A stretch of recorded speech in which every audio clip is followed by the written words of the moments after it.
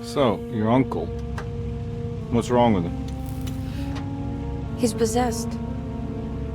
As in the devil? Something like that. He says a dark man is following him, watching him at all times. What do you make of it? It's nonsense, of course, but I'd be lying if I said it didn't bother me. You see, it runs in my family. Possession? No, Detective. Deteriorating melancholy. Practically every member of the Hartwood family is driven mad before they grow old.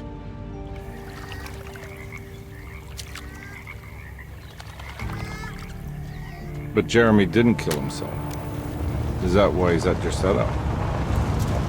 Despite being convinced that he is truly possessed, he decided to put his last chips on Dr. Gray and his psychoanalysis, figuring he might stumble upon some cure.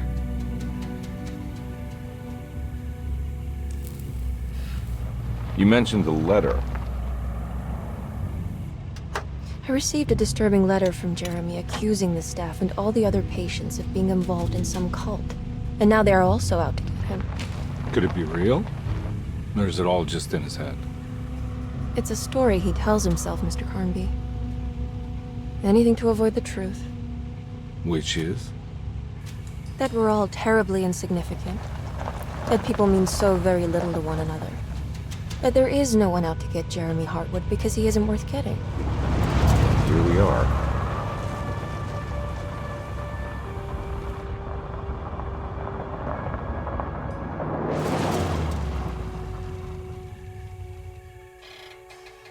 My uncle's not well, Mr. Carnby.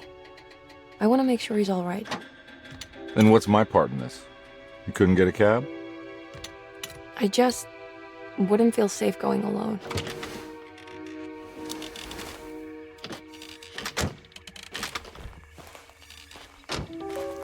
Did you bring a gun? Yeah. You think it'll actually come to that? No. But you might need to wave it around depending on how agreeable the staff will be. What exactly are we gonna do when we find Jeremy? I don't know. Let's just find him first.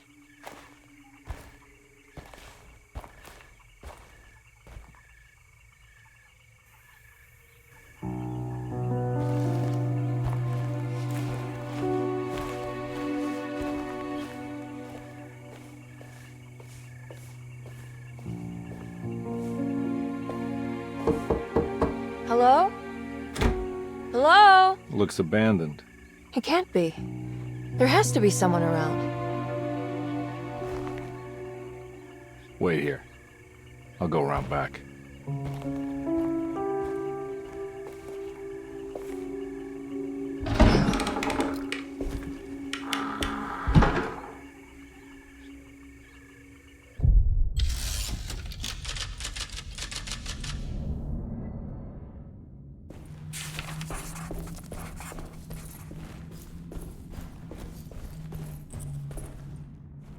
Now what do we got here?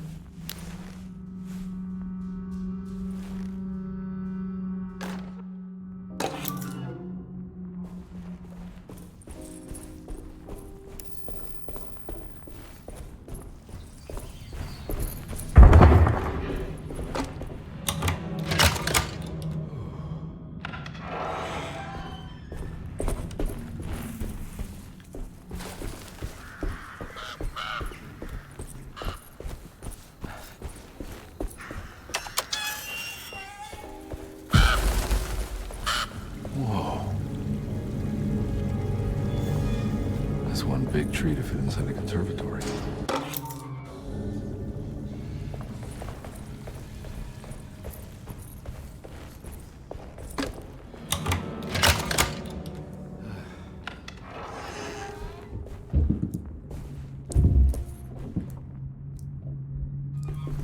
Don't mind if I do.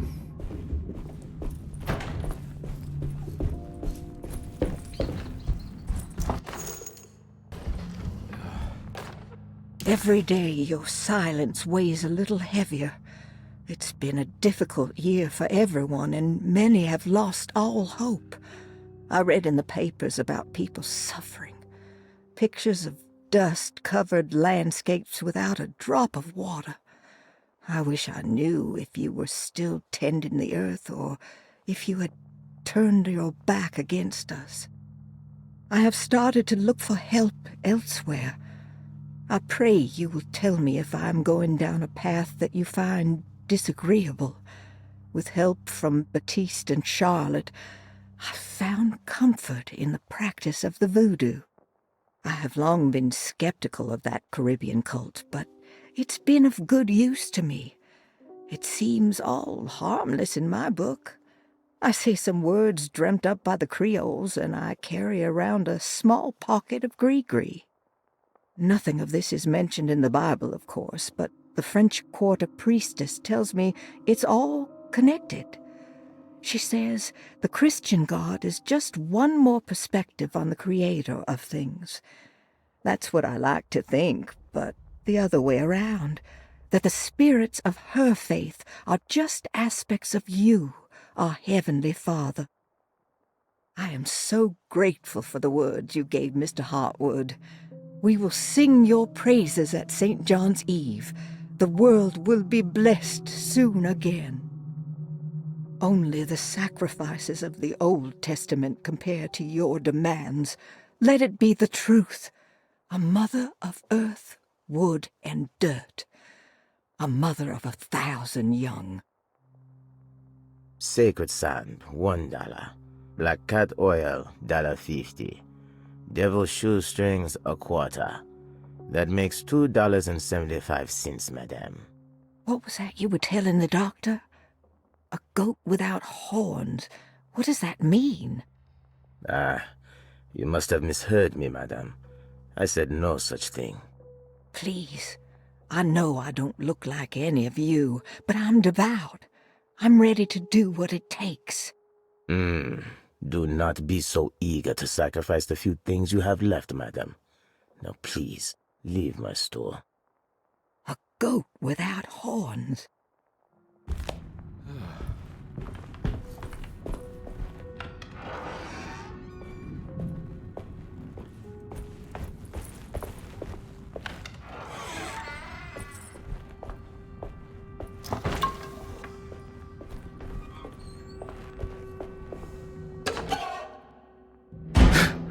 What was that?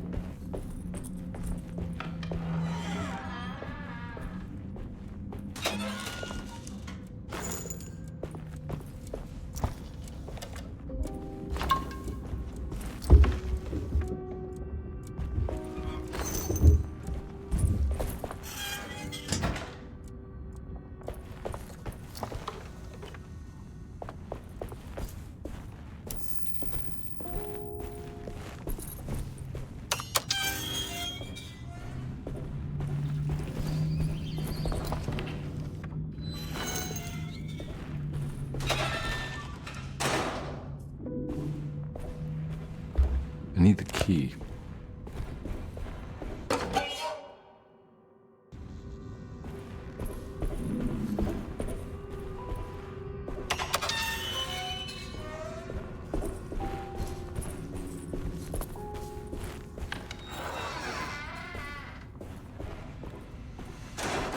Please do not touch the boiler.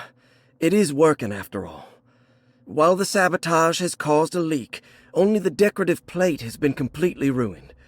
Let's wait for Mr. Chance to turn up and he can take a look at the leak. Mr. Waits.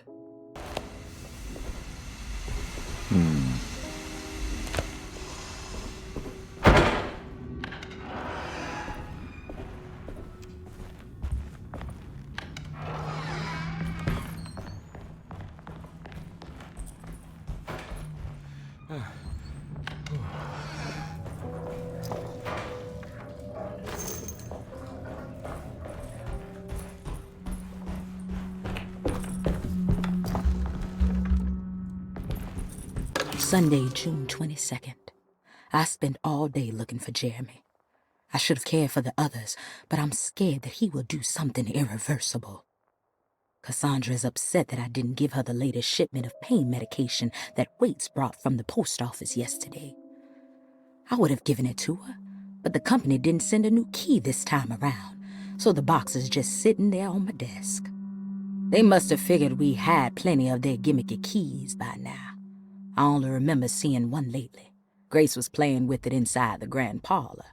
Unless it turns up by itself, it will have to wait. I have to figure out where Jeremy is. I think Jack knew something. That dog of his found a strange rot permeating the house. She's showing us, he said. Like those blots and streaks of fetid rot was talking to him.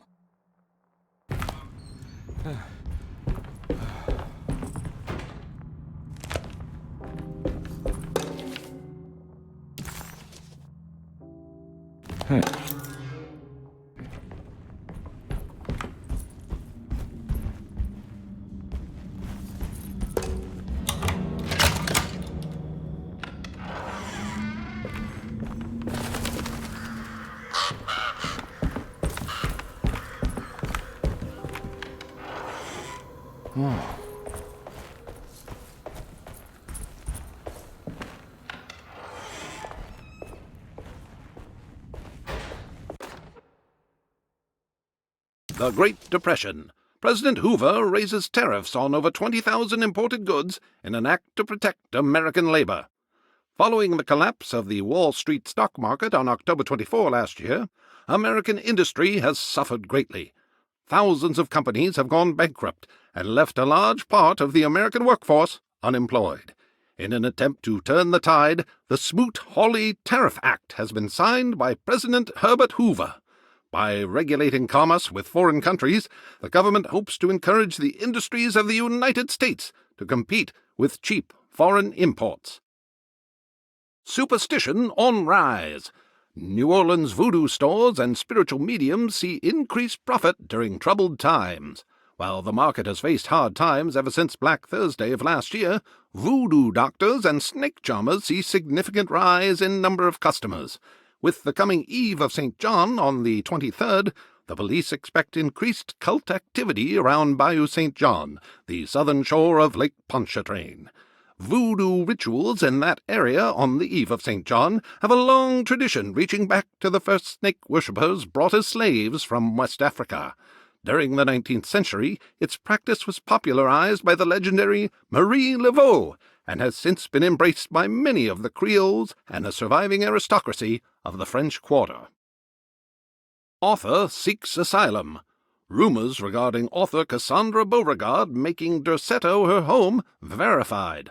Derceto Hospital is an old plantation building on the eastern shores of Lake Pontchartrain. While often considered an asylum for the insane, residing Dr. Elmore Lee Gray prefers to think of it as a convalescent home, a place where you can go to rest. The patient list is kept secret, but thought to include many of the black sheep of wealthy families, because at Derceto, treatment does not come for free. Local author Cassandra Beauregard has now been confirmed by her own admission. She's been lauded as a powerful Creole voice and written many successful books. Lately it was reported from Hollywood that she has finished a moving picture manuscript titled Slaughter Gulch. That film is set to hit the theaters next year.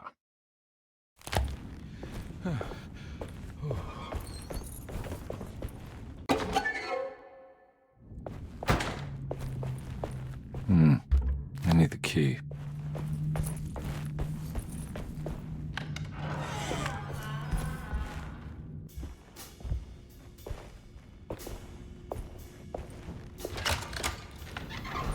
Thanks. What are you doing? Who are you? Whoa, pardon me, excuse me. My name is Edward Carnby, private investigator. I hope you don't mind we let ourselves inside. I do mind. This is private property. You can't just barge in here. I'm sorry about all this, but I'm looking for my uncle. It's urgent, and no one was answering the door. We can't hear you knocking anymore. None of us can. Who is your uncle, darling? Jeremy. Am I right? She has that Heartwood gloom, doesn't she? That's right. I'm Emily Hartwood. I just came to make sure my uncle is all right. Well, he is unavailable right now. You will have to come back another day. Unavailable how? Is he sleeping? We can wait. He's lost. Don't I know you from somewhere? Who's your man again, Miss Hotwood?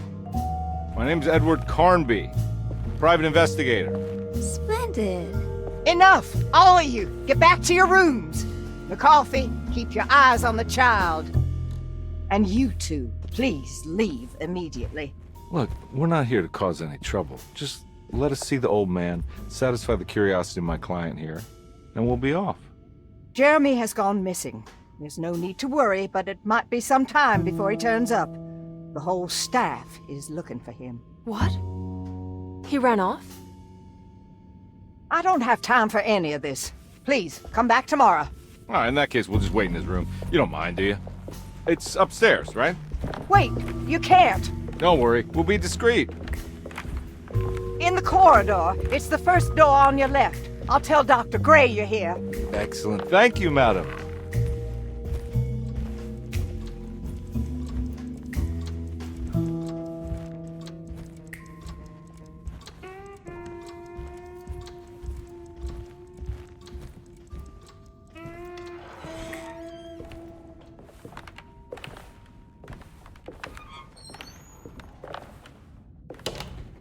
All right, here we are.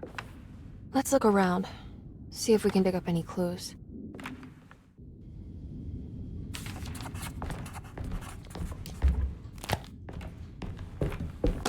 Every night the dark man stands opaque at the threshold of my room, counting the days until my spirit spills out of my tired shape.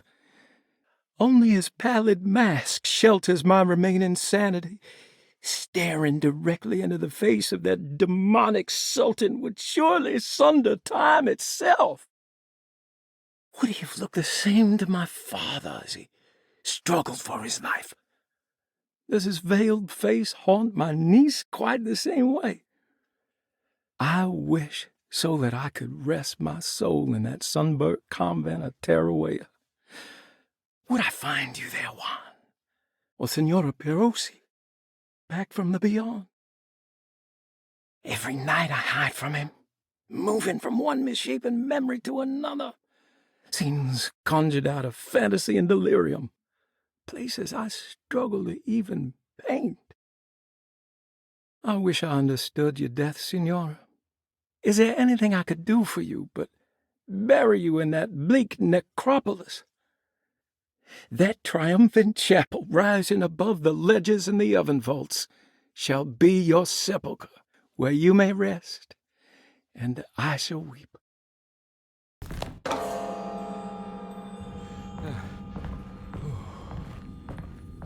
I found a book full of peculiar notes. Have you heard of something called Tarawea? No. What's that? I might be reading too much into this, but I think it's the place he wants to go to. Oh, okay. Sounds like a clue.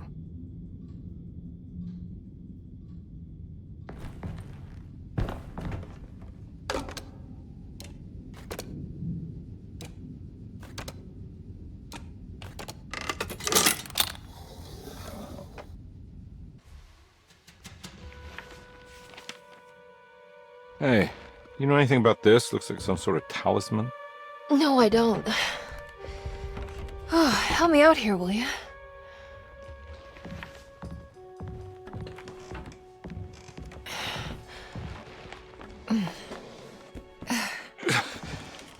I would kill the guy to throw some of this stuff out. I'd be crazy too if I had this much junk lying around.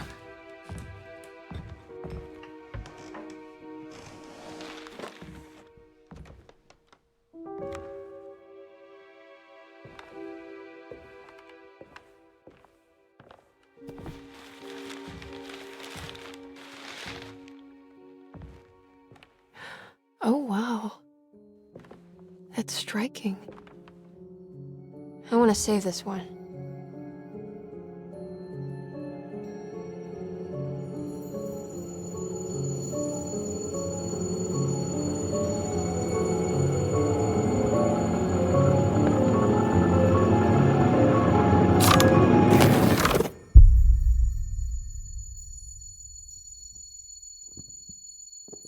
All right, come on.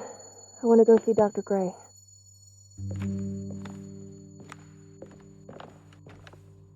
Come on, let's go. Yeah, I'm coming.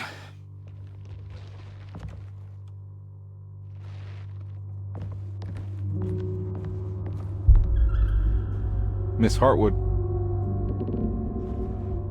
Emily?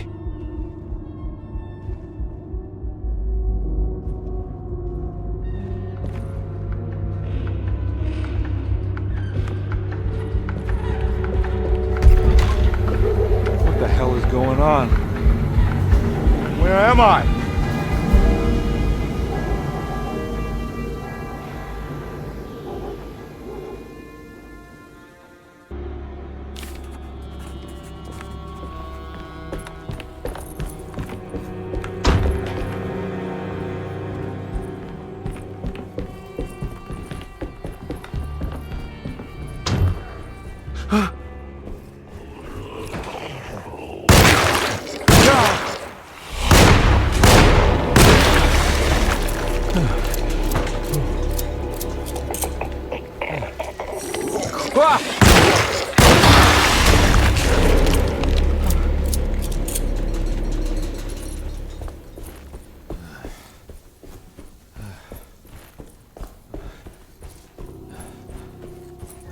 What the hell is going on?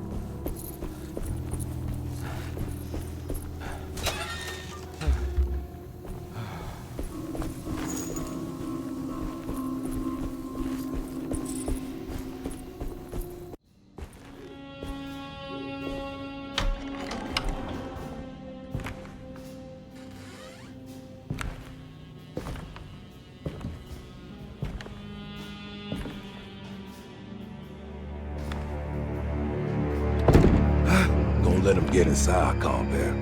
They're not the good kind. Are you... Is this your store? There are no owners here. We both strangers in Jeremy's story. Jeremy did this. How? The pact with the dog man. Jeremy warned us, but we didn't think much of it. I'm Detective Edward Carnby. I was hired by Jeremy's niece to find him. Oh, yeah? How much she paying you? $150. She's sure getting her money's worth tonight. Are you a thinking man, compare? No, not if I can help it. You know, I think Jeremy's hiding in a way we can't find him. He has this juju necklace that guides him. The talisman? That's right. It's some magic charm he got from Miss Jackson down the street. The voodoo priestess? You know surprising things, compare. Yeah, the Mama Loa. Here, take the key. I locked the gate to save her place from all the ghouls and goblins getting inside. Maybe if you go there, you can find some clues to show you the way. Thanks. I'll have a look.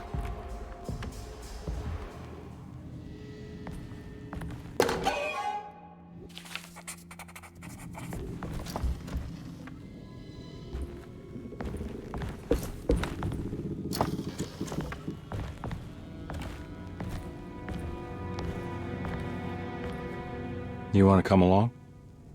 Nah, I'm gonna stay here for a while.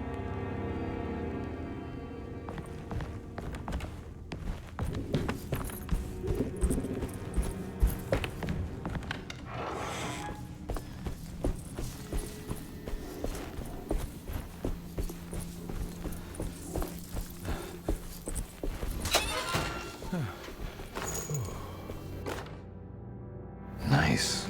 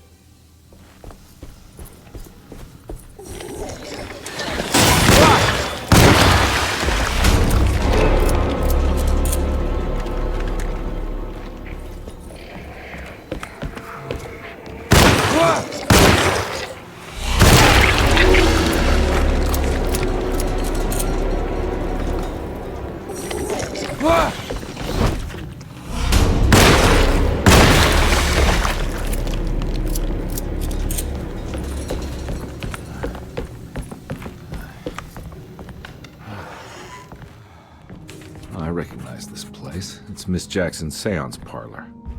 Let's see if she's got any information on Jeremy's talisman.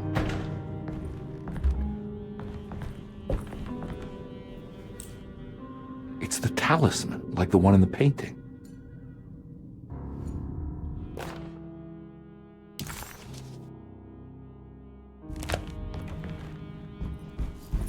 I think it's meant for the talisman.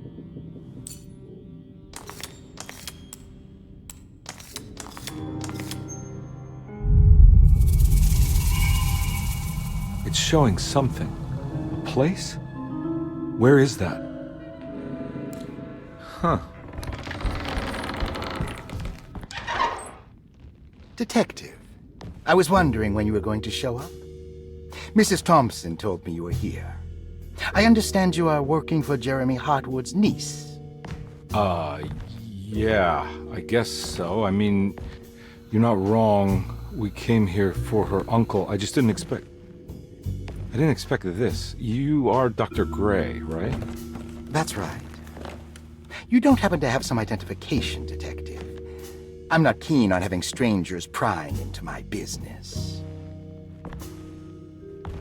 Oh, Detective Edward Carnby, Decatur Street, New Orleans. Enjoying the Vieux Carré, Detective? Those old French quarters, the voodoo people, the gangsters. I'm sure you live an exciting life. Well, it's not quite like the stories, Doc. Just trying to make a living. Aren't we all making a living? Well, welcome to Derceto, Detective. I hope your time here will be useful. Now, what can I do for you? Why don't you tell me where I can find Jeremy Hartwood? Why wouldn't that make for a short visit? I wish I could tell you, but I'm afraid I don't know. A drink, Detective? Anything brandy. Oh, you do belong in the French quarters, Detective. Armagnac or cognac? You know, just give me the cheap stuff. I'm not much of a connoisseur. Having low standards is not a virtue, Detective. Let me see if I can broaden your perspective. What can you tell me about Jeremy? I wouldn't want to go into details about his condition. Doctor-patient confidentiality. I'm sure you understand. Sure, but he is crazy, and he's gone missing. Why? Here, try this. Ooh, it's good. Got a bite? It's called a sidecar. The trick is not to be afraid of the tartness of the lemon. Then, for goodness sake, don't overdo the triple sec. Okay, what can you tell me about Jeremy? Well, let me think. He is an anxious man, constantly worried about events not presenting themselves according to his model of predestination. He complains about things not being carried out in the right order, and that some things simply shouldn't be. Is any of this helpful to you? Not really. I was hoping for some direction where to look next. I'm sorry. I have nothing for you then. You should talk to my orderlies. They have been looking for him for a while now. I'm sure they would appreciate your help. Yeah, I ran into Batiste earlier. Come to think of it, he might have given me a lead. Oh, excellent. So your investigation is already underway. I'm gonna go, but I'm sure we'll meet again. Looking forward to it. Safe returns.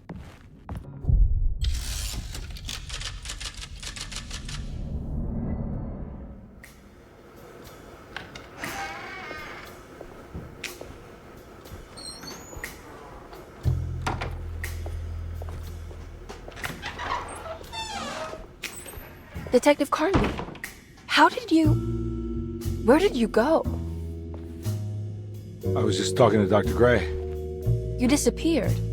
No, it's not what you think. Have you found anything strange going on here? Yes. Everyone is being incredibly evasive and I can't figure out why. No, I mean something you can't explain. Paranormal, even. Detective, I really need you to get yourself together. I can't do this alone. Forget it. I'll figure it out. Do you want to come see Dr. Gray? No. I want to try something. With this talisman, I think I can follow Jeremy to the place he mentioned in the book. What was the name? Do you remember something Spanish? Tarawea. Yeah, that's where I need to go. Detective?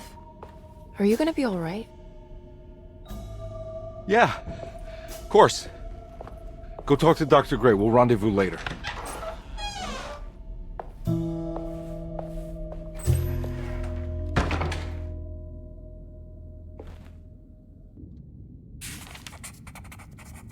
This talisman brought me back from the French Quarter in the blink of an eye. If Jeremy can travel so easily, then he could be hiding anywhere, even Tarawea.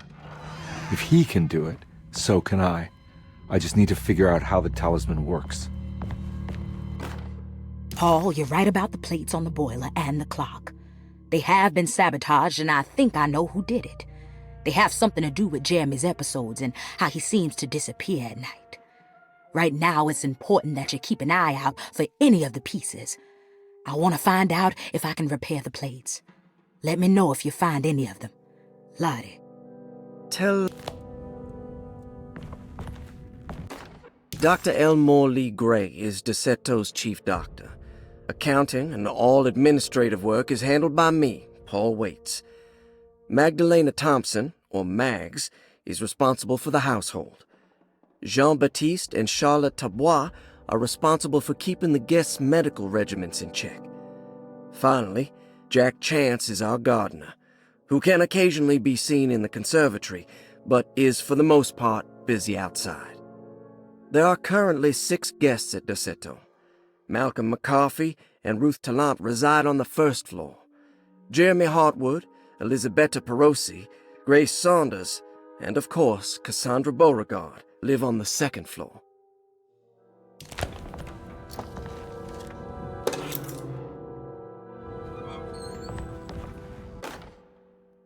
Saw your notice in the boiler room. You should know Mr. Chance won't be coming back. I got no business being in there myself, but you can take a valve from the wine cellar if you want to try to stop the steam pouring out. Be careful.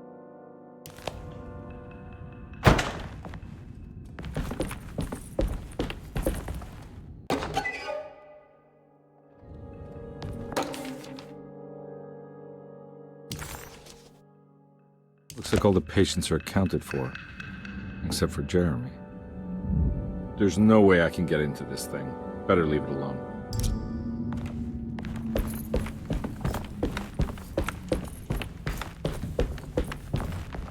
I need the key.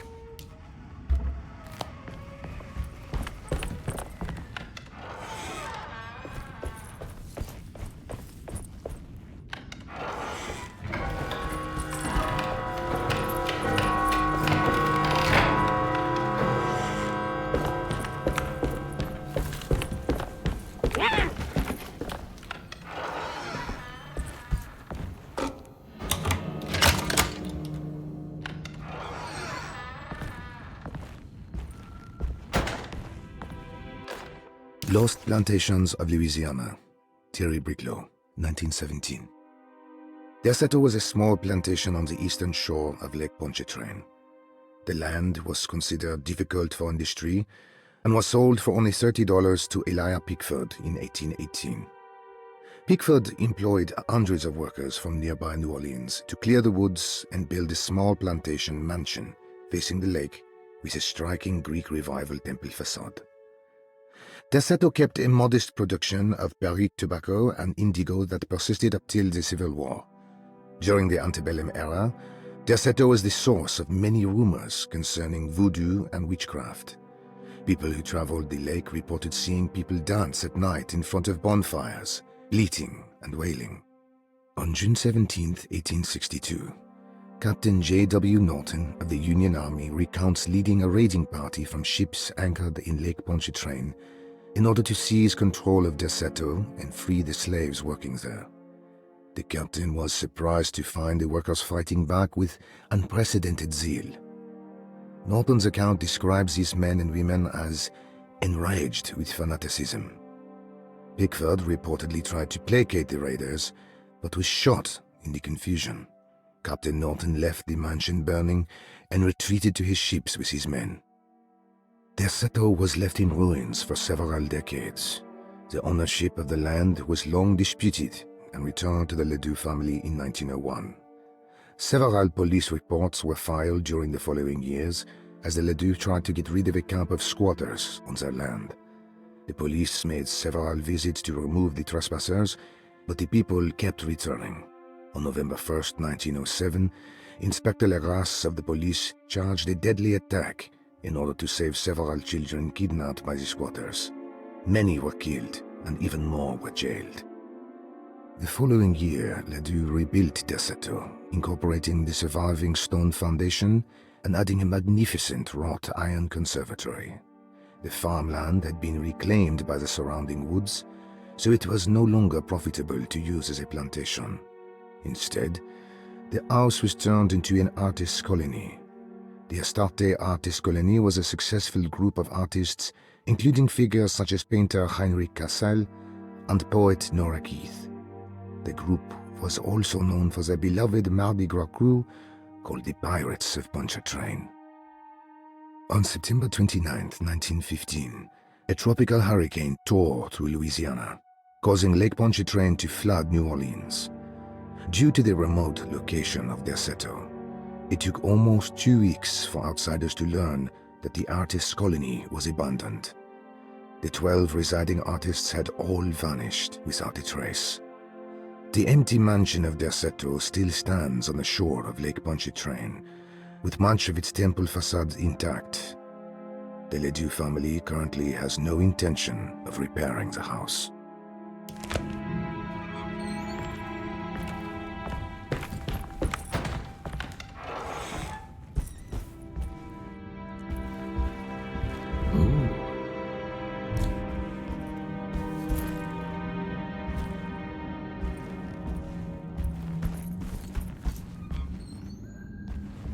It's wedged shut.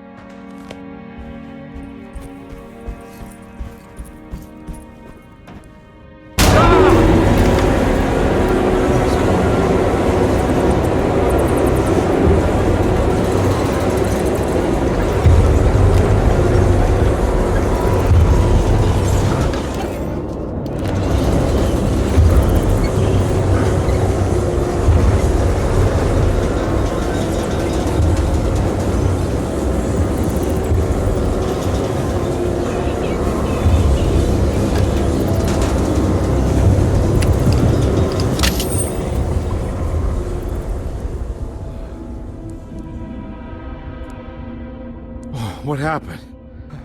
Everything's normal again? Right.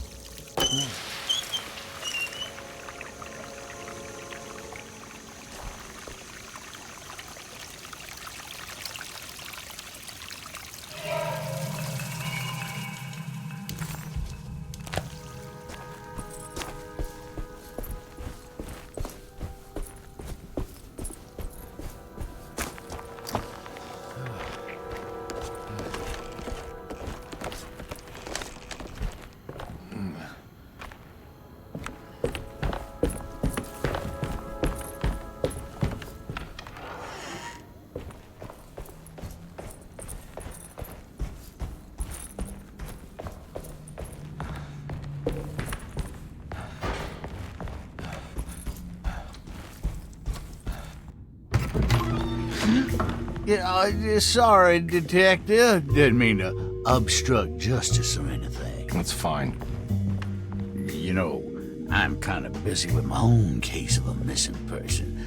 I was wondering if you've seen Grace, a girl about yay high? I can't say that I have. Why are you asking? Well, I'm looking for her. Is she in trouble? No. She's just hiding somewhere. But we can't have a rascal like that running around unchecked. At a time like this, you understand? Well, I haven't seen her. Well, let me know if you find her. I'll be around. I'll keep an eye out for your man, Jeremy. You scratch my back, Detective, and I'll scratch yours.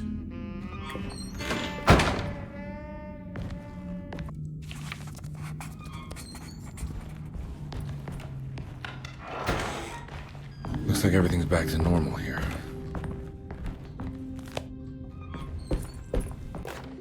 Emily's here.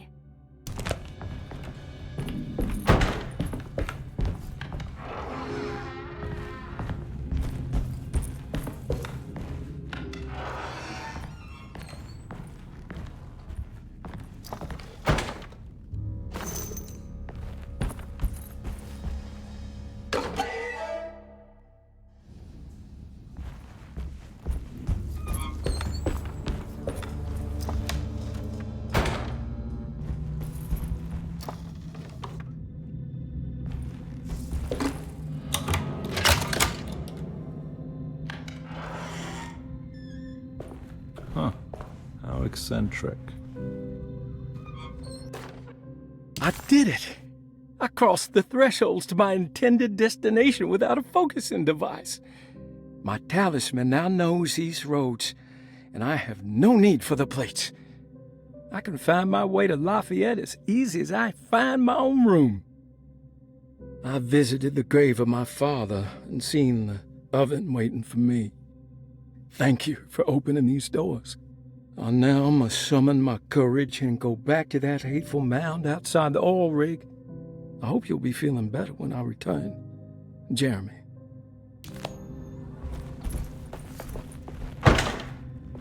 These paintings got some grim-looking rot on them. The Astarte Artist Colony. I remember hearing about their disappearance. Must have been 15 years or more now. Will I need to remember how to get them out again? They are locked up for good reason. I am sure she is still able to whisper the answer in the ears of the wrong people. But not for long. I will see her burned soon enough. That black goat will be sacrificed to put an end to it all. Then it will all be over. No more Derceto, and sadly, no Astarte. Those good pirates of Pontchartrain. May you still sail the lake, until you find the shores of Hali.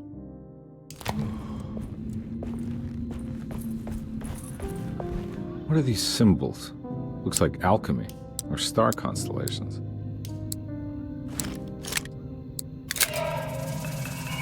Got it.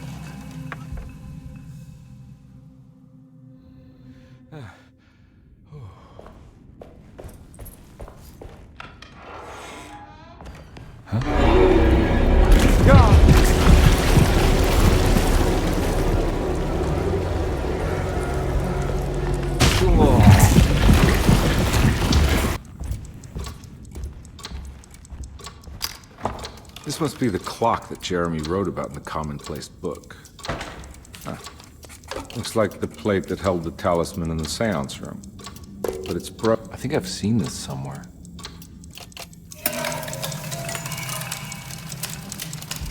I think the clock broke. Or maybe it just stopped at a very precise place. Huh.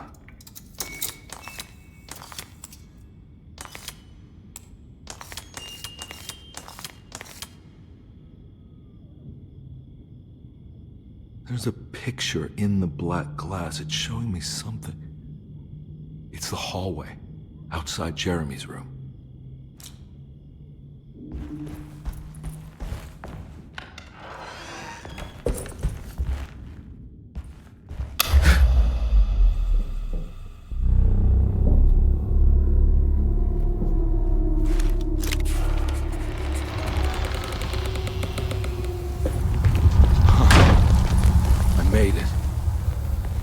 entered another one of Jeremy's memories.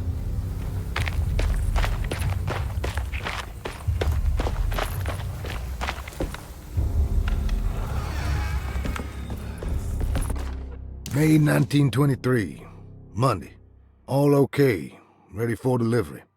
Maintenance. Oil pump must be serviced. Any tampering causes large spills unless properly forestalled. Tuesday. Shipment delayed but delivered. Maintenance. Service bridge close to broken. Wednesday. Prospectors reluctantly agreed to show the burial mound to Mr. Hotwood, a painter, who read about our finds in the papers. He means to return tomorrow and try to find a way inside. Thursday. Mr. Hotwood's efforts delayed. The workers seemed nervous about his presence. Hotwood promised not to return to the compound. Instead, he has taken up an offer by L'Officier, the riverboat captain, who means to pilot him to the site tomorrow morning. Hopefully that's the end, and work can resume. Maintenance. Bridge from the oil tower to the bayou has collapsed. Sabotage suspected. This is the devil that guides us now.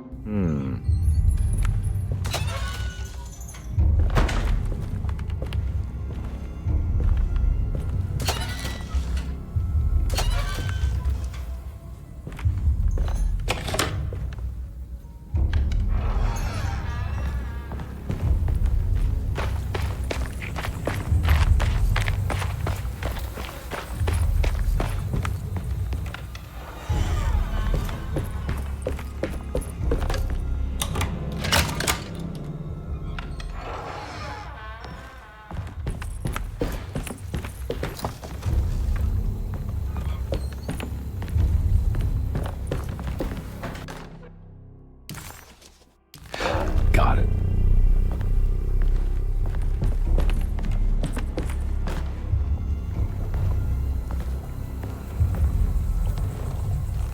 Ugh.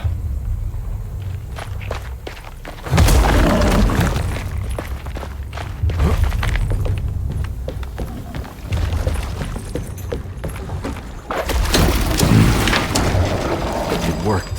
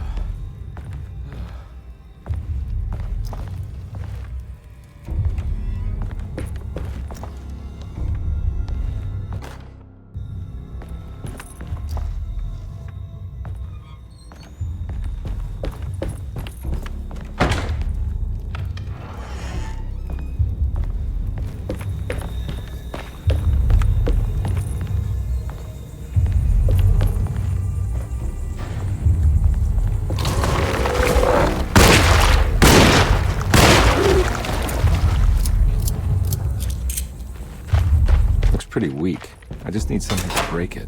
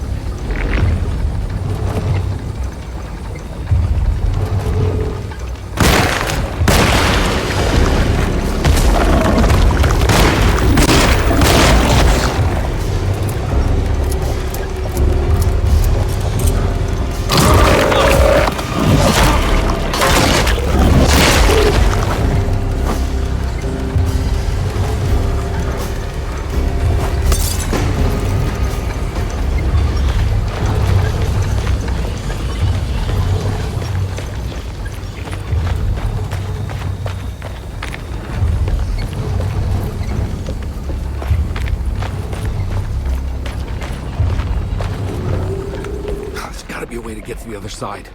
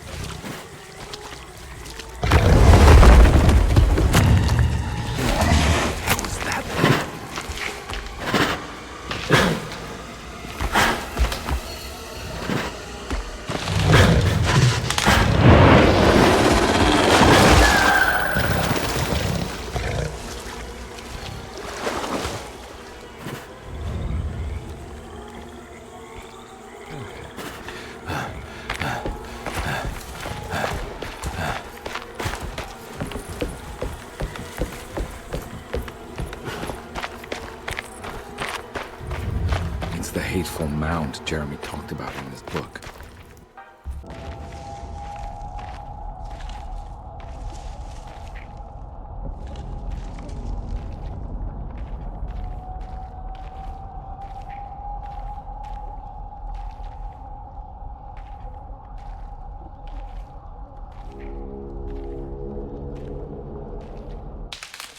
Don't come any closer. I'm armed. Get that thing out of my face. Who are you? What are you doing here? I'm just a detective trying to find something called Tarawea. You after Jeremy too? Why? I'm working for his niece. She wants to make sure he's alright. He might be unharmed, but far from alright. He's a curse upon Derceto.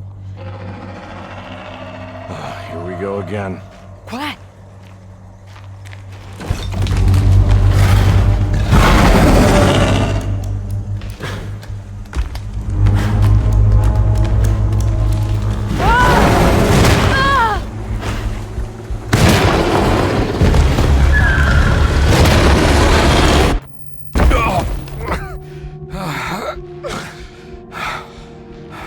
Oh, Christ in heaven.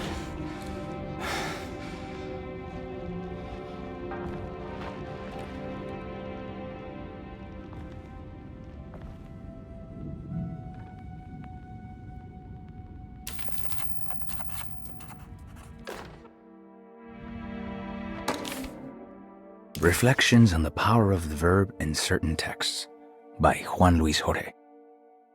To act is in itself divine. Even the slightest movement of our hand is evidence of our soul in motion. Yet our free will is so easily overwhelmed by the dullness of everyday life. Our actions become rote and rigid, in spite of luxury and comfort. True divinity is found in the choice of leaving the stage where we all perform. People who discover this freedom unexpectedly will be struck by the terror of this revelation and become paralyzed, or worse, turn to suicide. However, if you are able to weather that storm, you will discover that there is a divine path beyond that fear. There is a chance to dismount your destiny and make something new. Something that hasn't been planned for or predestined. There is difficulty in explaining this type of acting as it transcends our everyday choices. This isn't some banal decision choosing one career over the other, or even who I should marry. Leaving the stage, no matter how, isn't a matter of course correction. It's a rejection of the story that the Creator is telling.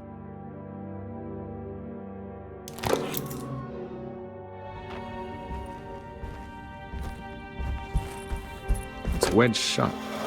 It worked. I don't think I have everything I need. The Barlow lens. Instructions. To double the magnification of your telescope, simply fit this Barlow lens to your instrument. Then operate the fine-tuners to adjust the distance between your lenses. This is easily done while looking through your eyepiece. Simply search for a position where your picture is clear and appears flat. When correctly tuned, your telescope should present a clear picture with magnificent magnification.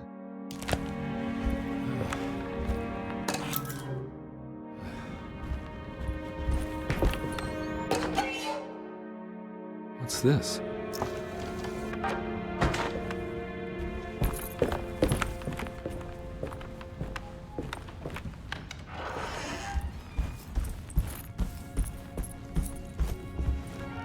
Now we're talking.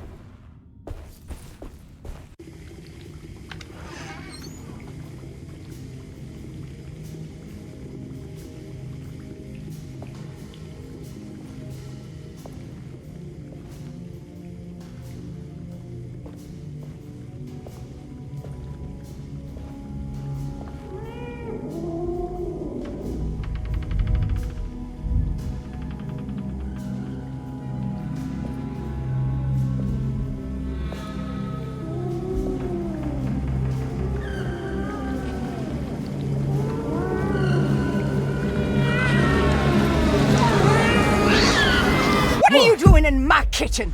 I assure you. I'm sorry. I promise you. Mr. Hotwood is nowhere near my kitchen, and neither should you be. Don't make me kick you out of this house. Sorry. Now get out! Yeah.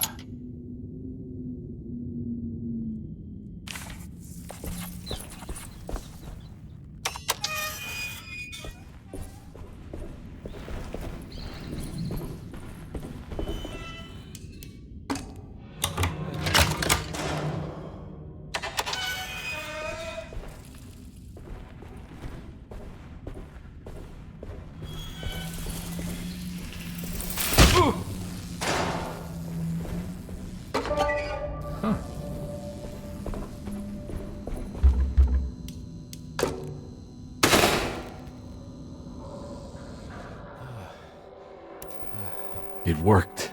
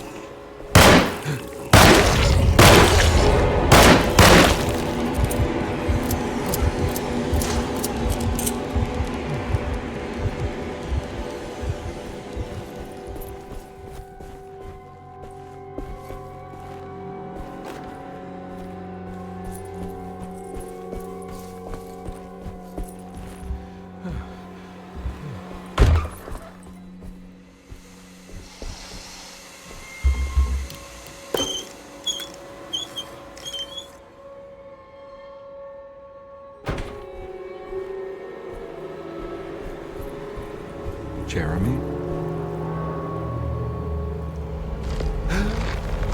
What the hell is going on here?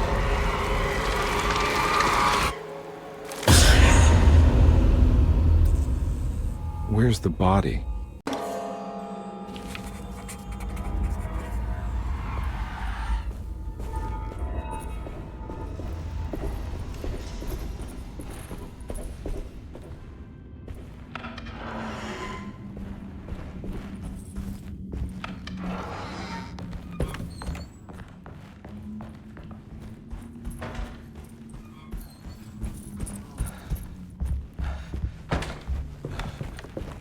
It's wedged shut. It worked.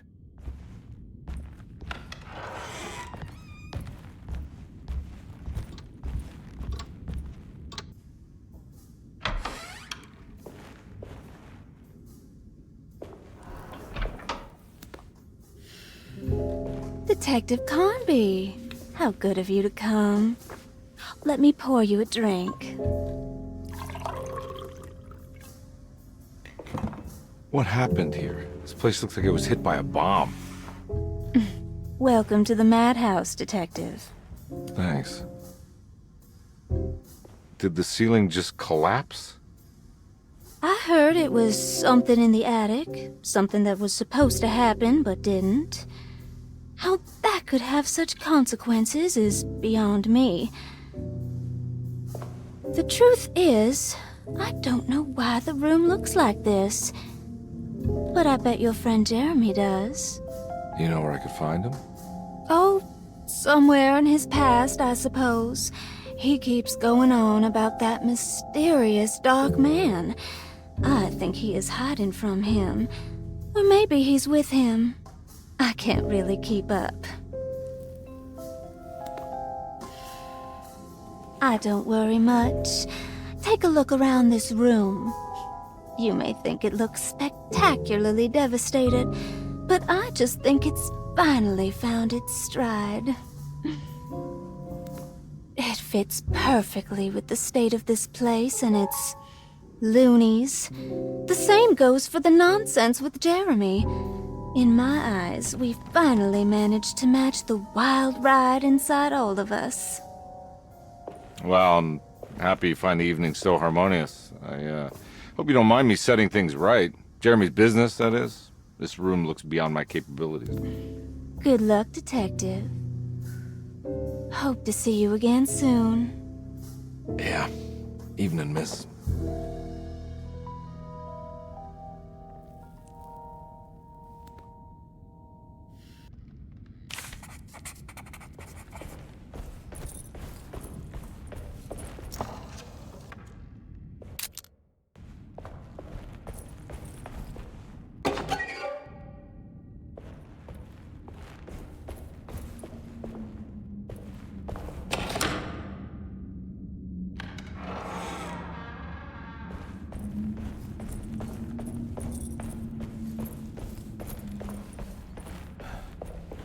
Can I get some more of that whiskey? Go ahead, Detective. I don't think I can stomach any more anyway.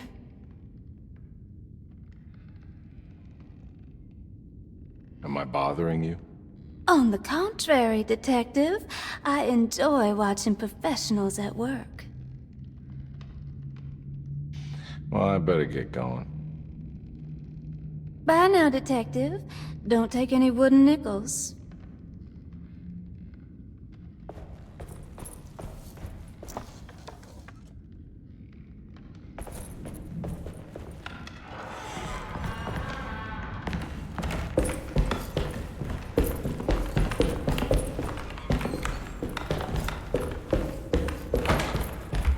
I need the key.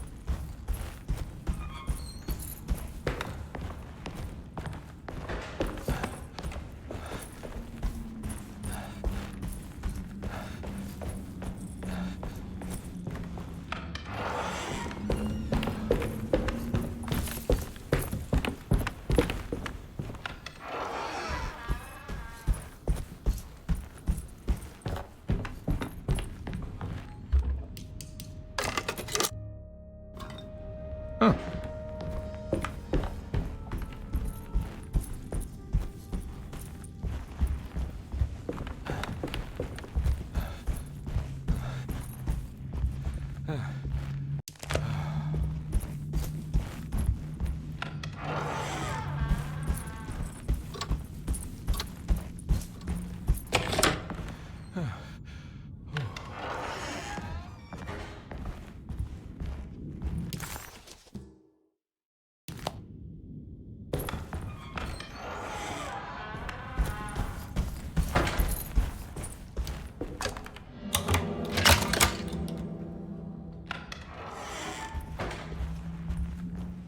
There's something missing.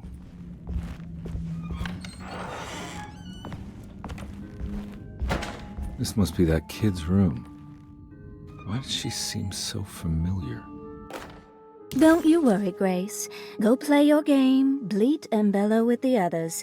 I won't be jealous. There will be more masquerades. However, I would love it if you would finish my mask for the feast. With love, Ruth.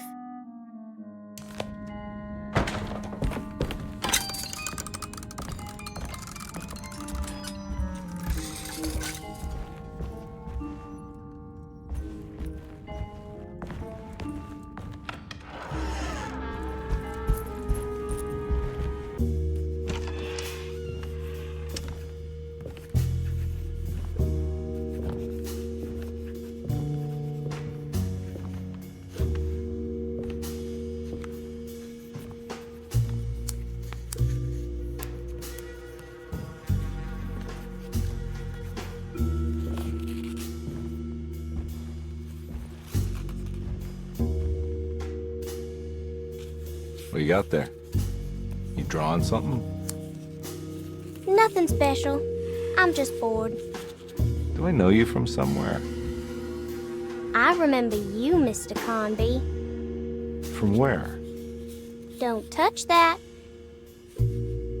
Cassandra wouldn't like it. She wouldn't like it at all. Do you know where she is? I'd rather not talk about it. It makes me upset. Besides, she'll be back after the Feast of St. John. You think? Yup. It's all on the page, Mr. Conby. And many of them that sleep in the dust of the earth shall awake, some to everlasting life, and some to shame and everlasting contempt. All right. I'm gonna go now, if that's okay. I don't like to stay too long in the same place. Mr. McCoffey might find me. Hey. Is he mean to you? Not everyone needs to be saved, Mr. Conby. You should know that by now.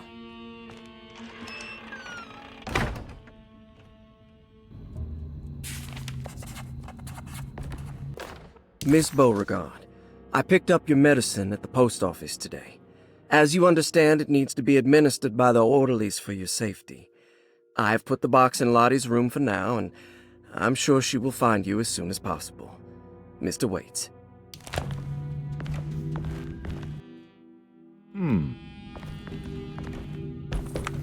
So this is where there's more of that rot again. Like it's guiding me to do something. But what? The rot made the shape of a snake. There must be something important to find here. Maybe it has something to do with the numbers on the labels.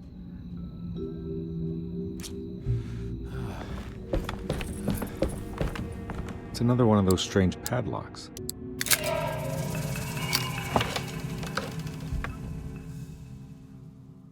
It's another piece of broken plate.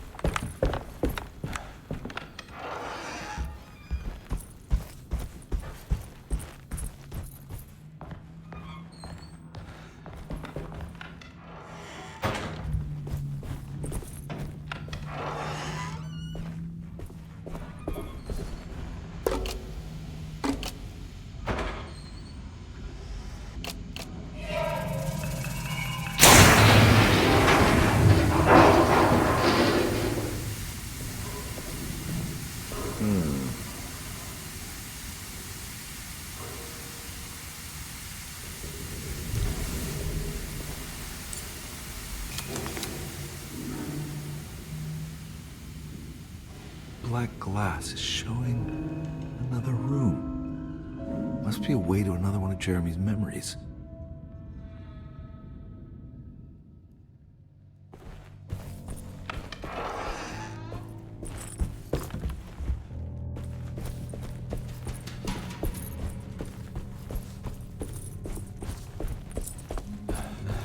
I knew it. I knew it would work.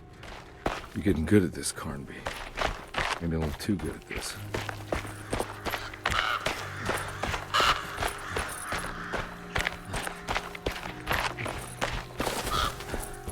The Hartwood's family crypt.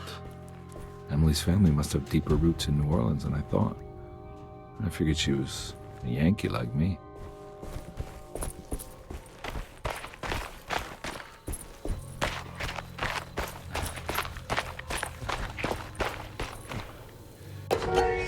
What's this? What do we got here? Got it.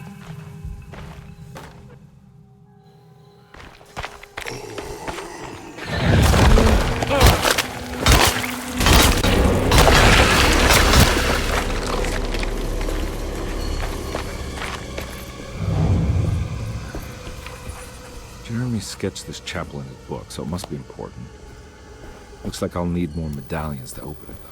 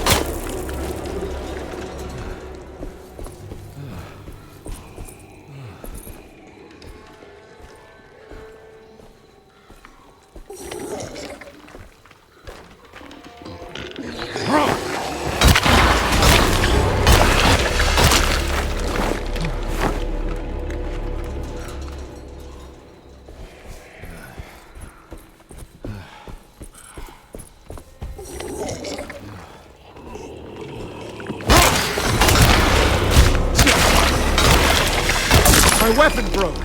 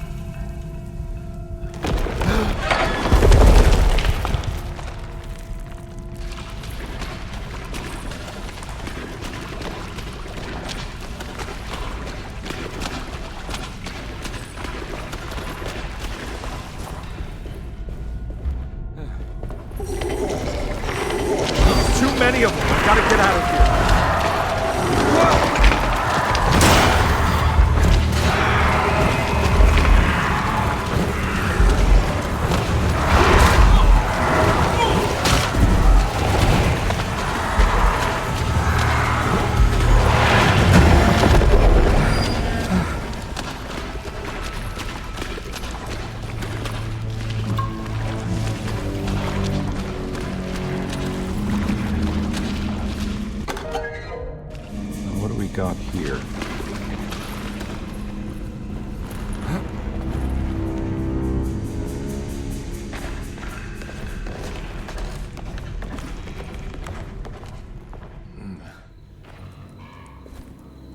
Thank God that's over.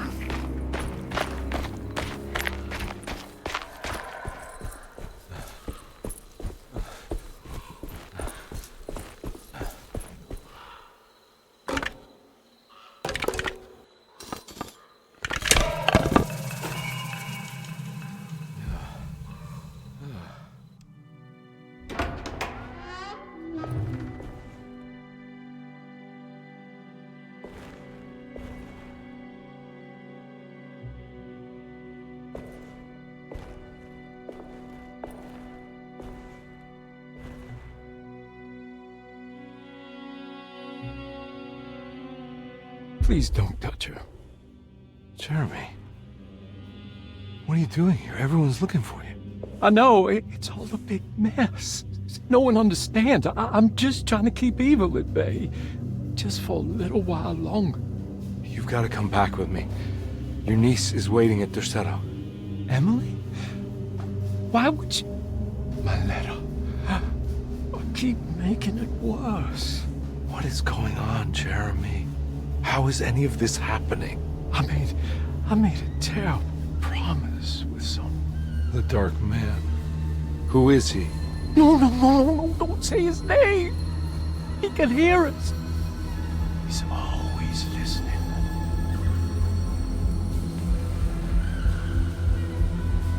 Jeremy, I need to understand what is going on. I promised him everything.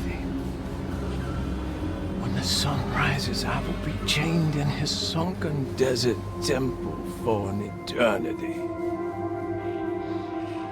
But at least the evil about to awaken in Derceto won't harm anyone outside of that cursed place. You're acting crazy, Jeremy. I want to help. There's nothing you can do. And what's all the business about Tarawea? Why did you want to go there? Well, I can't go there. I'm not allowed. But you wanted to. Can I go? Tell me, will it help me to break your pact? Is there something there that would help? Why would you give me hope? That's so cruel. Okay, sounds like we're onto something here. What should I— Look out! Behind you! Run! Don't let it take you!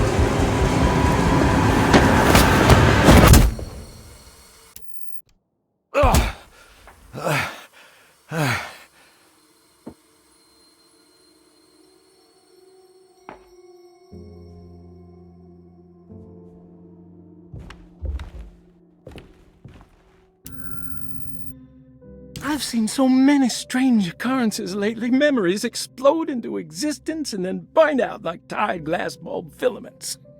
Dreamscapes crash down from the stars and sink into the sea. Doors that lead to nowhere and absolutely everywhere at once. With all this reverie, I want to think there's a chance that you found a way to remain alive in some way I cannot fathom. Just like I've learned to navigate with my talisman. Maybe you, with all your knowledge, you somehow knew a way to find me again, perhaps in Tarawea. All my love, Jeremy.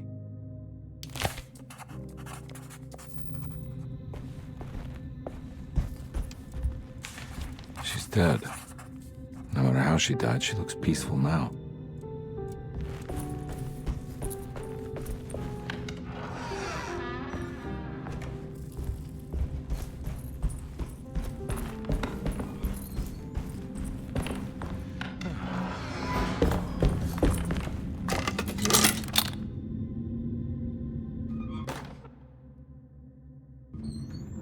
Telescope lens.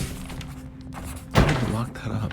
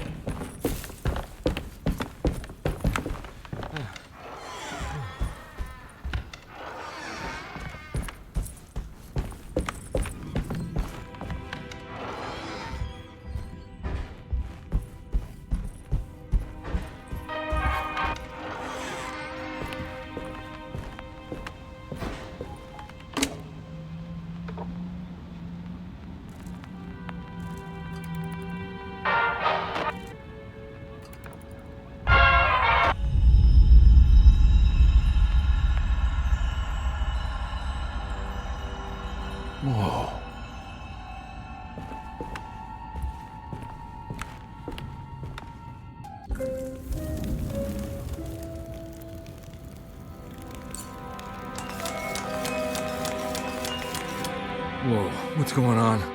It's dialing in something all on its own and it's showing the way to another memory? Where is that?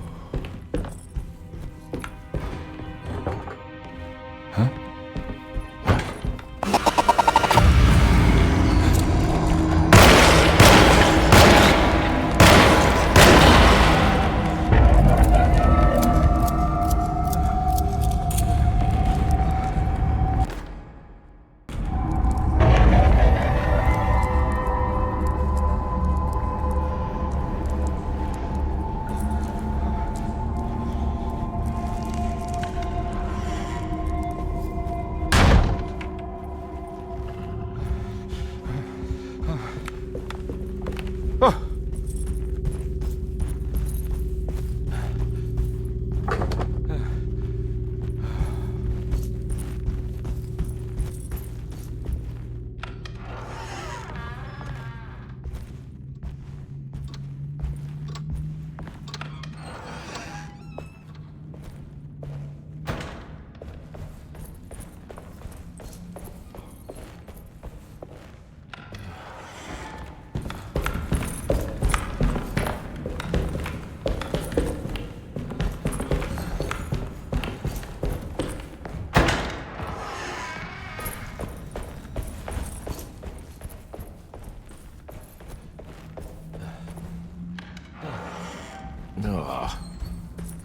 There's more of that aggressive rot.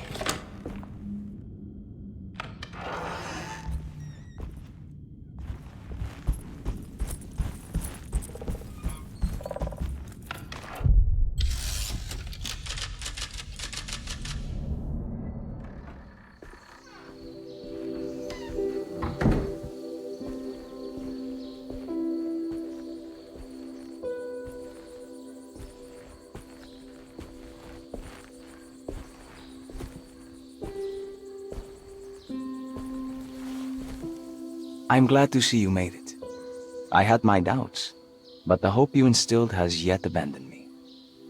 I guess this must be Tarawea. Who are you? My name is Juan Luis Jorge, and this is indeed the convent of Tarawea. You'll have to excuse me, but Yermi never got your name. The name's Edward Carnby. I'm a private investigator. You're not a patient, are you? No.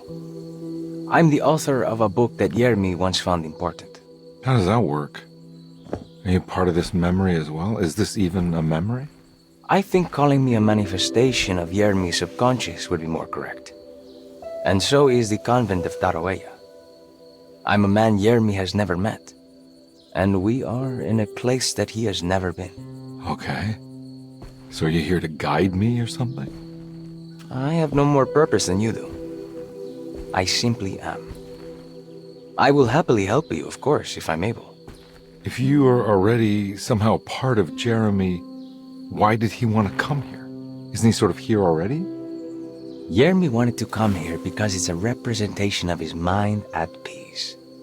When Dr. Gray asks him to find his focus during his sessions, this far-flung convent is what Yermi imagines. He is under the impression that if he could physically come here, he would reach a perfect equanimity, a spiritual apotheosis. You don't think it would work? Yermi subconsciously knows it's just wishful thinking. He can't come here. Despite the pathways opened by the dark man between Derceto and Yermi's psyche, it's simply not possible. But I'm here. Indeed. It's a shame it's just another place for you, Detective. Otherwise, you could have become a Buddha. Always a bridesmaid, never a blushing bride. Am I right? Yes, I suppose so. You'll have to chase enlightenment elsewhere. So what's the next best thing? What can I do here? You should seek out the convent library and try to find the truth about Yermi's relationship with the Dark Man. It's the sort of knowledge he represses and is unable to reflect on. Will it tell me how to break the pact? Perhaps. At least you'll have something to confront Jeremy with. Wait, why can't you just tell me? I don't know such things. You'd be better off consulting the texts of Dr. Freud, if you want such answers. No thanks, I hate shrinks. There is another thing you should know about the library. He is here as well. The Dark Man has been working his way through the text for a long time. He's here? How am I supposed to get past him? Be careful, Detective. Oh, jeez, just perfect.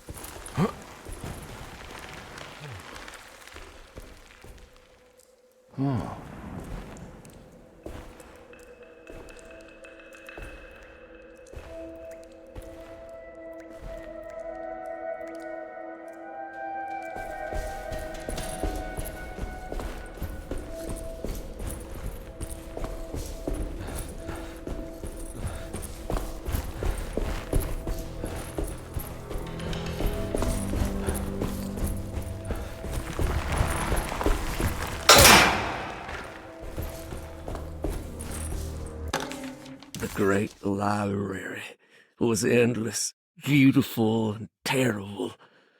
An Akashic record for the universe inside the mind of Jeremy Hartwood, now corrupted by a story forced upon him, told by a maniacal liar, an evil conjured by science and secrecy. I will suspend a room and lock away the foundation of his character. Its key will be left to the librarian, the only thing invisible to the prowler.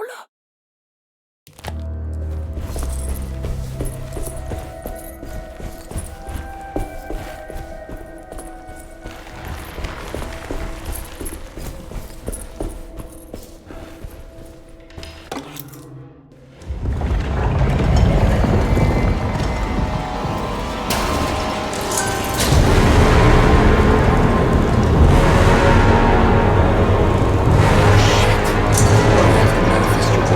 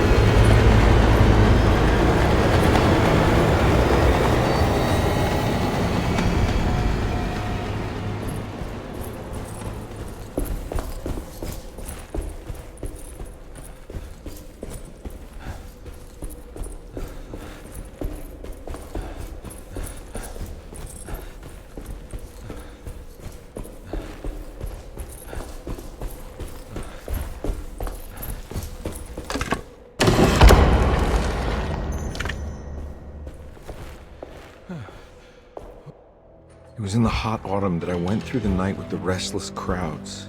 He was a kind of itinerant showman who held forth in public halls and aroused widespread fear. The New Orleans address of the event is lost, but I remember distinctly the Prext Shipping Company pressing their contribution. Hey.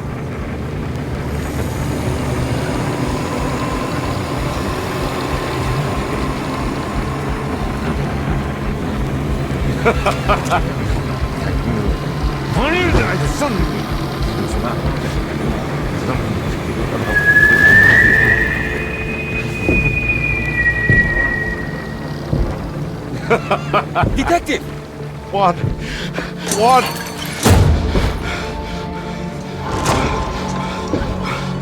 I hope you found what you were looking for. I fear there is no going back.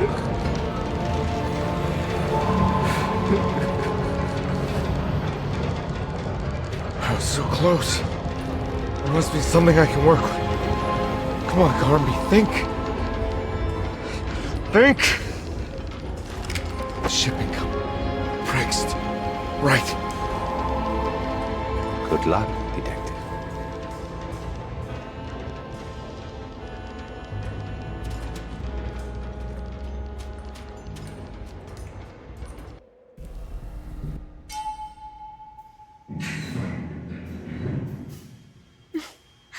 Well, thank God you're here, Detective. Sitting all alone in a place like this. I'd never live it down if the papers got wind of it. Hey. Ruth, right? Oh, don't pretend you don't know. I'm sure you have a whole file on me by now, Detective. I suppose we weren't formally introduced. I'm Ruth Talon. Miss Ruth Talon, in case you're wondering. Edward Carnby. Enchanté. Are you sure? I had too many already. Nice. It's good. I know. I have great taste, Detective. I heard you're trying to break Jeremy's promise to the Dark Man. Yeah. Do you know anything about that kind of stuff? No, but it makes you wonder. If he made a promise, can't he simply stand by his words?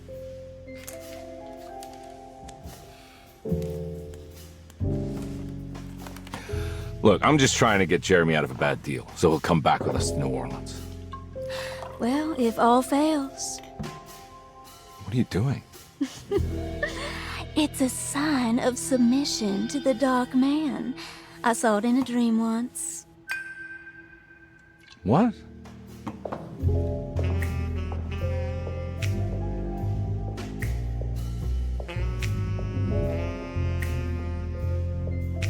You don't know the Prext Shipping Company by any chance? I do. They made big money during the war. Their waterfront office is just over there. How did you do that? Do what, Detective? Bonne chance. Hey, have you seen Emily Hartwood anywhere? Are you trying to make me jealous, Detective? No, I haven't seen your doll anywhere.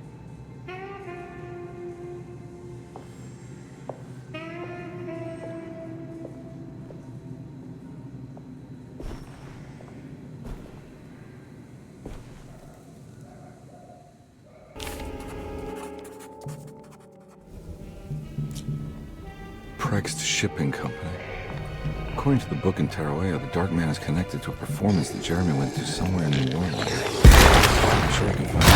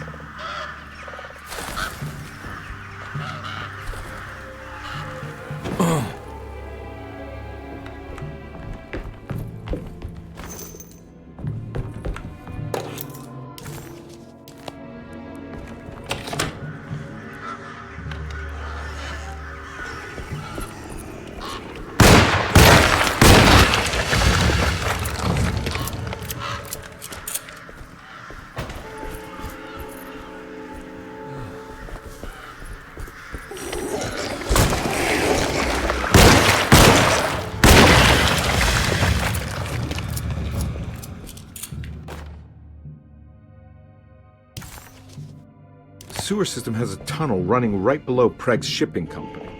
I bet I can use it to get inside.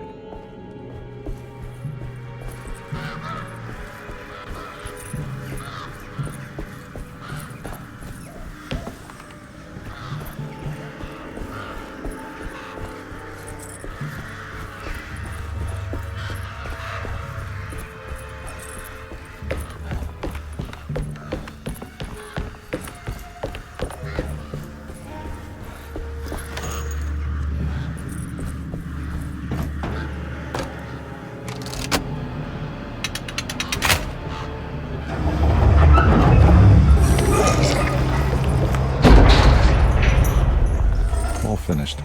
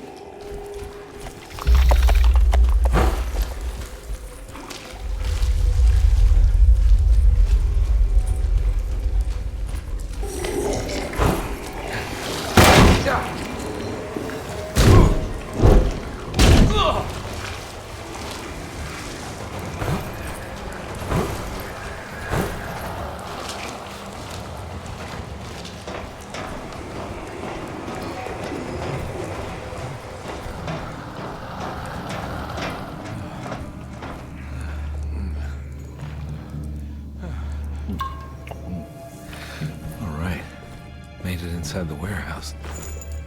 The office must be upstairs.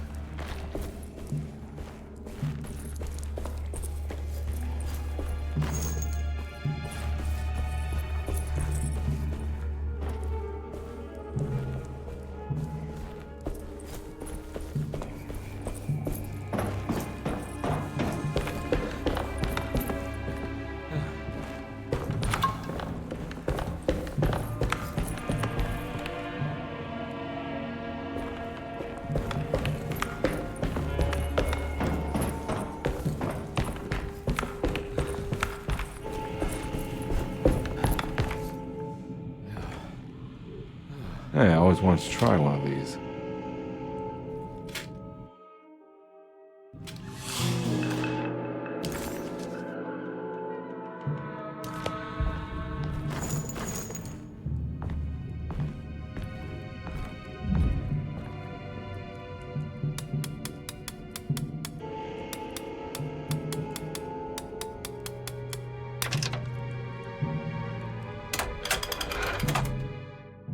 Gotta go manifesto. Here we go. The address where Jeremy first encountered the Dark Man.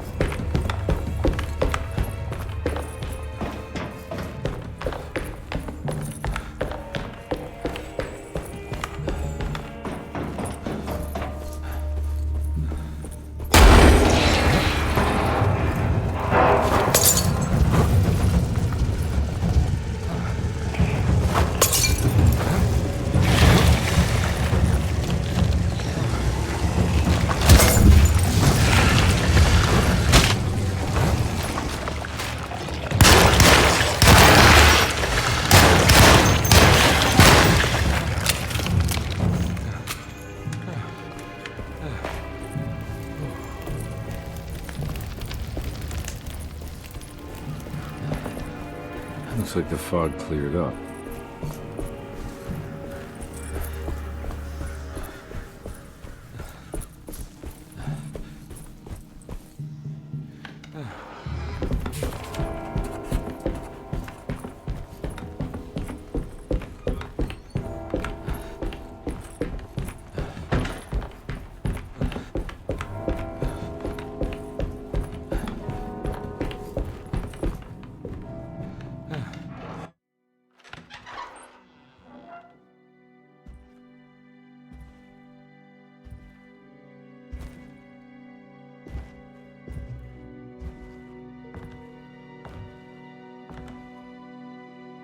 You want to tell me what this is all about?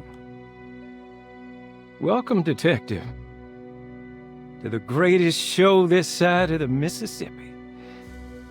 Nyala Hotel, the Black Pharaoh, the ancient magician who lived 1,000 lives and wore 1,000 masks.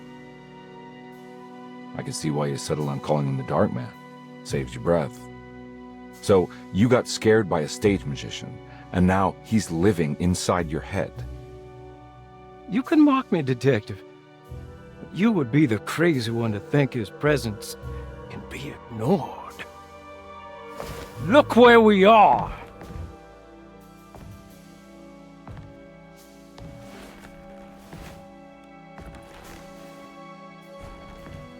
We didn't get to finish our last conversation, did we? You were about to tell me how to break the contract with the Dark Man. No, we can't. If we turn her loose on the world, so many innocent would die.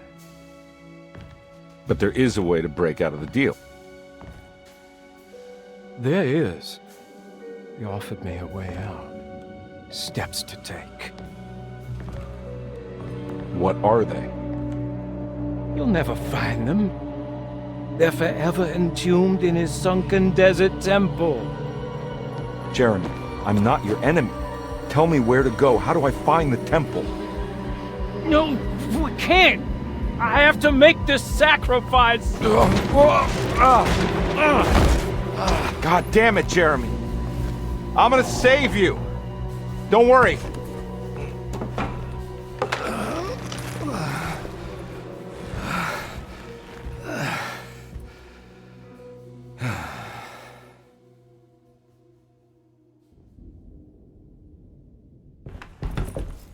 How do you save someone who doesn't want to be saved? Well, he's gonna get saved no matter what. I just need to find the temple somehow.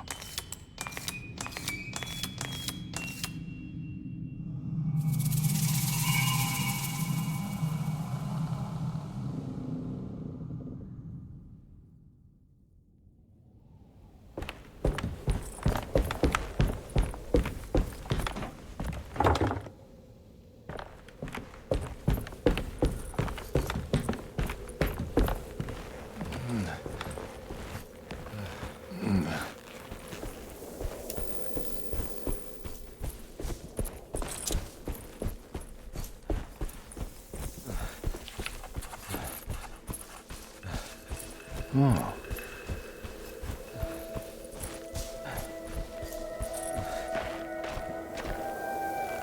Ugh.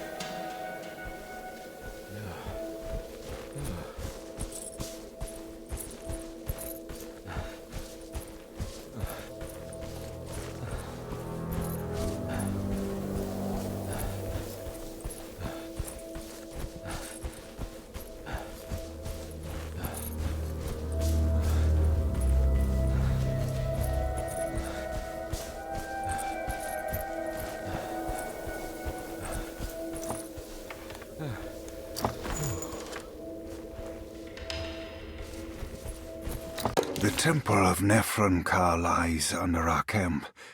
Despite all efforts, that unholy site did not collapse, but sink beneath the sand. The pharaoh is long dead, his name meticulously stricken from all ancient writing. But that stage meant for blood and terror remains. The temple is said to be lightless, built to harbor all the haunters of the dark found in the very depths of our universe. Calling on the gods meant creating a bridge between our world and theirs. The terrible Aldebaran of Taurus, the Black Sun, was seen as the most important star in the night sky, because, according to the Kitab al-Azif, it was said to be the home of that crawling chaos known as Nyarlathotep. Through ancient mechanisms, it was said that the priests could open shafts channeling the light emitted by that strange stone called the Shining Trapezohedron. Several streams pooled together above the statue of that dark man would then be sent through space towards the Black Sun, a message to the gods. The gifts bestowed on the sender are completely undocumented, but often assumed to involve dark blood pacts, where souls are traded for malicious miracles.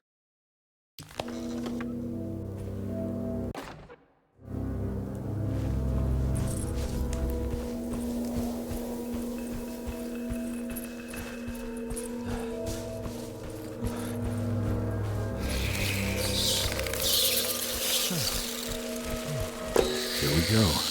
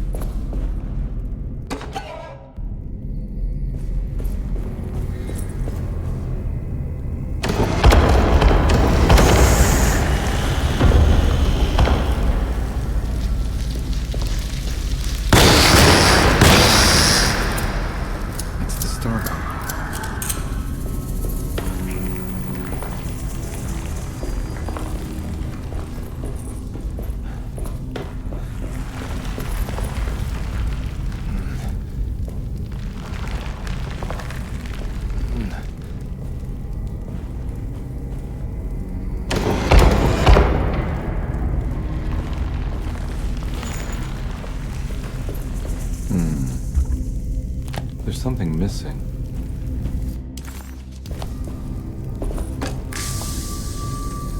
This one looks operational.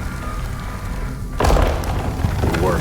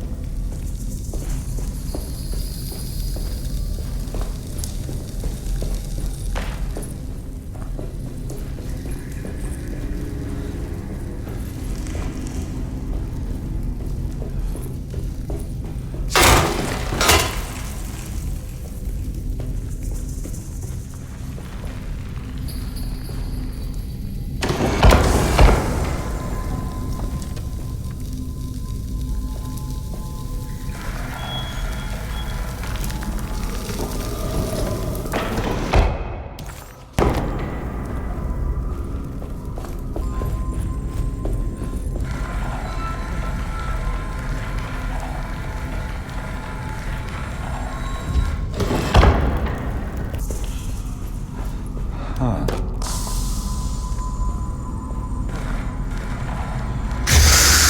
Good work.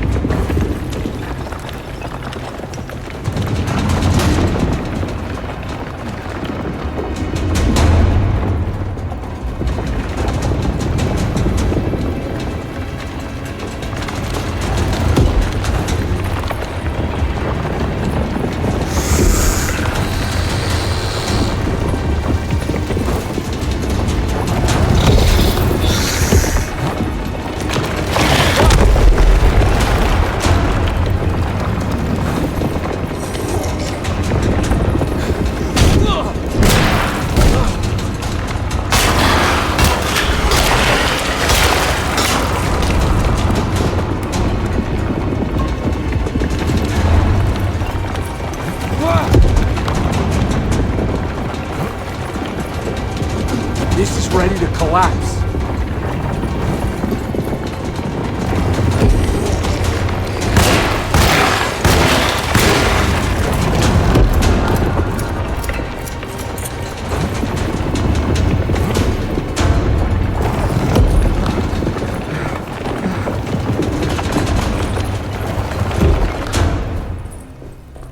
What is going on?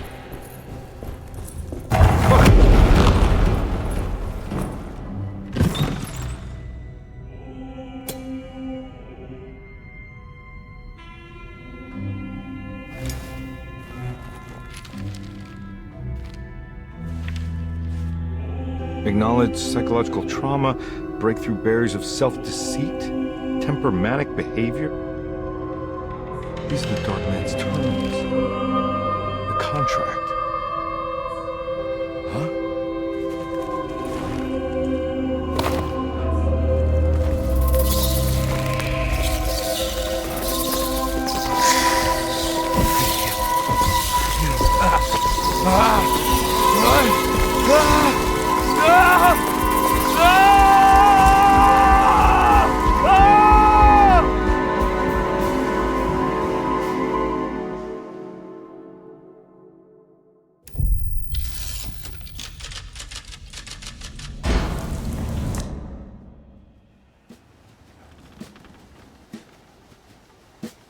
Hey. Hey, detective?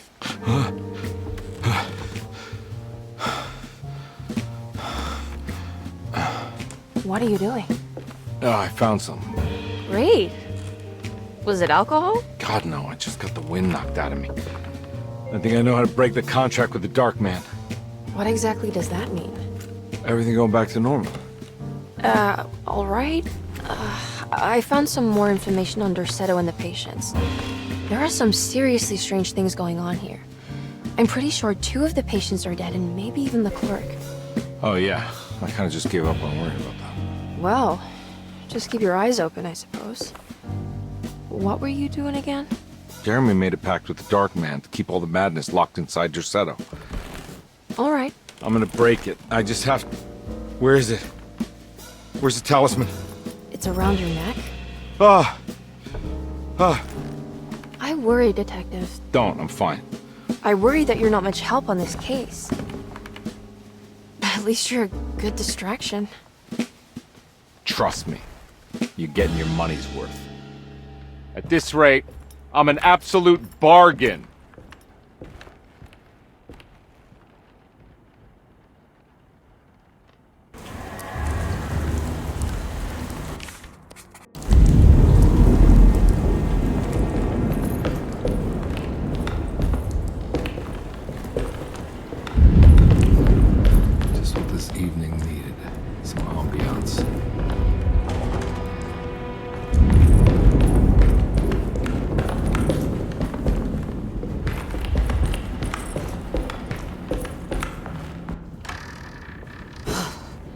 to be around here somewhere. He wouldn't leave this house. I don't know what to think anymore. You run into that detective fella? Who is he? Can he be trusted? I think he one of the good guys. Well, you know, like us. Will he be all right with her coming? Praise the mother. He don't need to know about all that. Just calm down. It ain't time yet. God, it hurts. As far as I can tell, Detective Comby seems to be solving problems, not causing them. Just be ready in case he starts anything.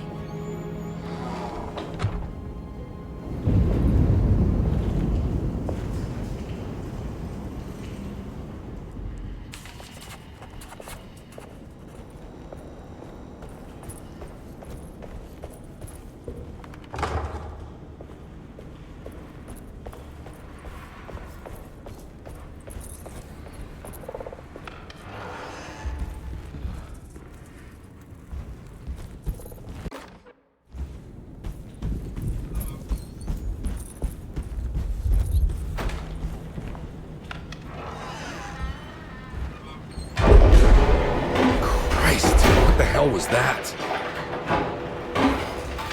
It's blocked.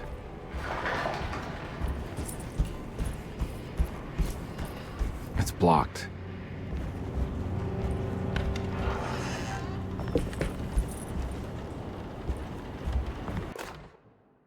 Lunacy and the Astarte Artist Colony, a monograph by Yael Klein. In early 1909, the old Derceto plantation outside of New Orleans was turned into an artists' colony. 3 famous European artists rented the house and the surrounding land from the owner, the Ledoux family. The colony was chiefly run by Sebastian Cortez, who was playfully dubbed the captain by his collaborators, William Arges and Heinrich Kassel. The colony existed for 6 years, until one day all 12 members disappeared without a trace.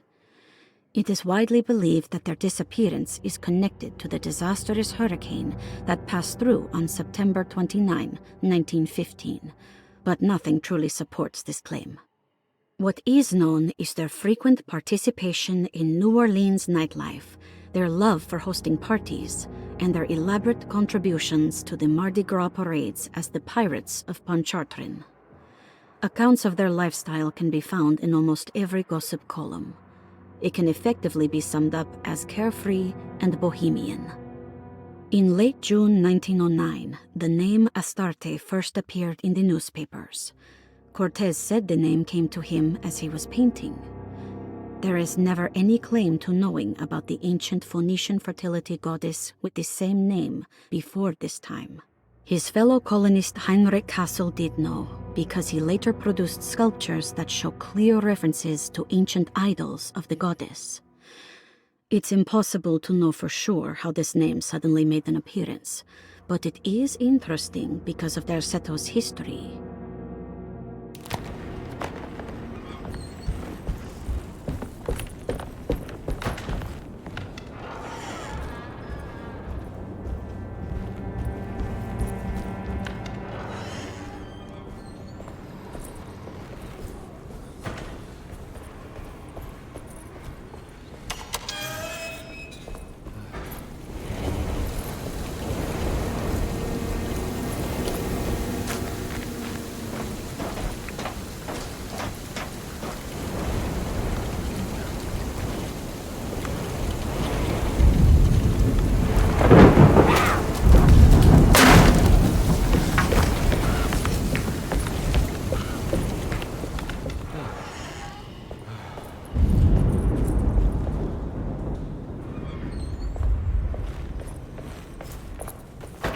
I need the key.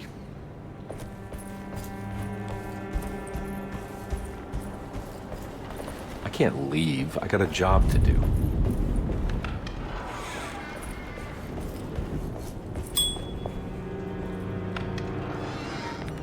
There must be a spare key to Dr. Gray's office in here somewhere. It worked.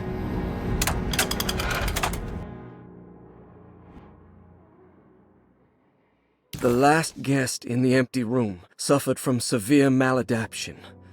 I must write this down, because if I understand the condition sufficiently, it could make me deny this fact at a later date, and there is reason for me to think I may come to suffer the consequences from this dysfunction, as some who came in contact with the guest seemed to adopt a new worldview in which everything was predetermined but broken.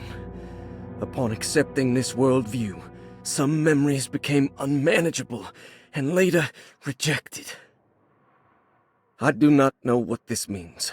I cannot even remember the fate of the guest. I think they were simply misplaced one day and forgotten. Just like all documents pertaining to this guest, they have all been destroyed, or they never existed in the first place. Who wrote this? There has never been a guest in the empty room.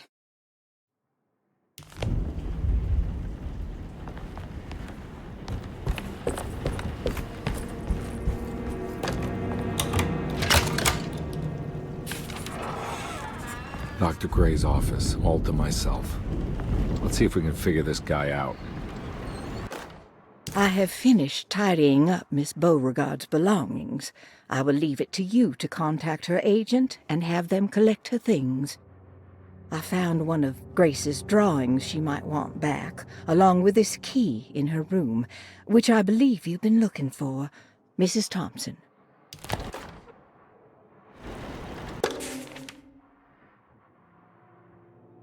This is where McCoffey has hidden my favorite young.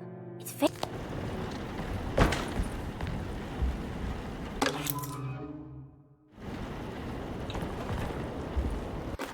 Dearest Dr. Manzetti, I find myself in a losing battle with my patient. As I've disclosed in my previous letter, his delusions have him completely captured. It's bad enough that he is torturing himself with paranoia, but his madness turns out to be quite persuasive to others, effectively laying the ground for mass delusion. I am writing to you in hope that you can give me some guidance. Beyond my ambition to avoid devastating surgery on my patient, I have grown worried about my own defenses. The words of my patient are deranged, yet they often resonate with something primitive within me. I have tried photographing his brain with X-rays. It was surprisingly difficult to get good results. Dark blotches on the plates kept obscuring all details. My patient looked at the bad plates and cried out in terror, telling me the dark areas was the shadow of the worm, eating him from inside. I could not see anything out of the ordinary.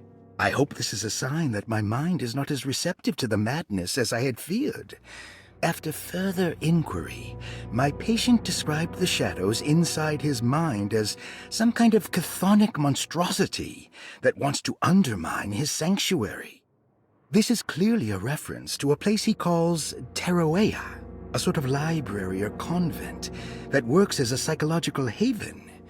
With this imaginary haven threatened by this Chthonian, he has now constructed another, less pleasant hiding spot.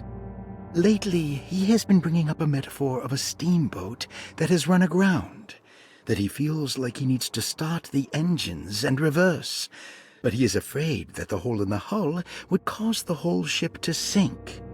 I've been watching him turn this metaphor into reality for the last week. He knows it's made up, but he is doubling down, trying to make it a real memory.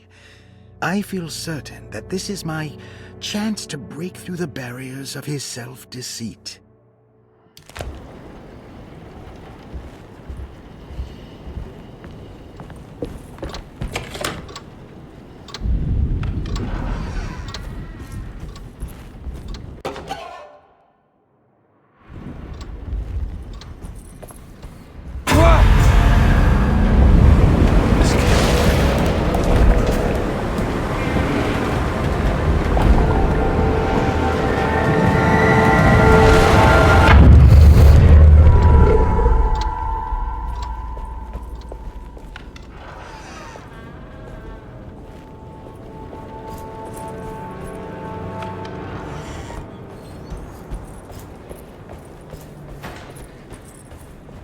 I need the key.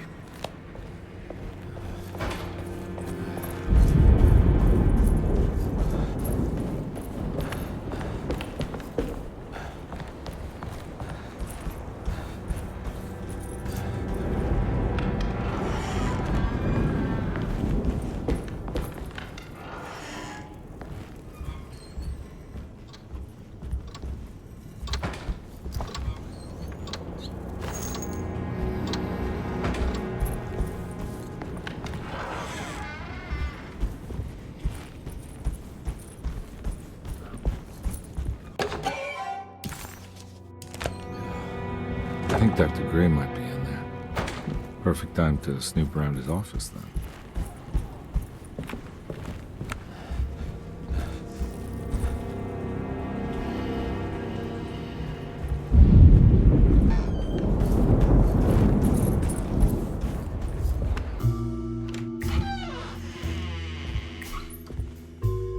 Detective Conby. Good to see you again. Solved your case yet? I'm trying. Hey, Grace, you okay? Oh, she is just peachy, Detective. Are you looking forward to the Feast of St. John, Grace? I can't wait. Kids, ain't they great? What exactly are you planning for tonight? Oh, not much. We eat, we drink, we pay tribute to the wishing tree in the conservatory. The usual. Then why all the excitement? There is just something about tonight. Something's different. I think we all feel it. Besides, we got ourselves some new words for the prayer thanks to your buddy Jeremy. She'll come and turn the world inside out, and things will begin again. That sounds strangely threatening. You should come. Oh, God damn it, Grace. Stay put for once.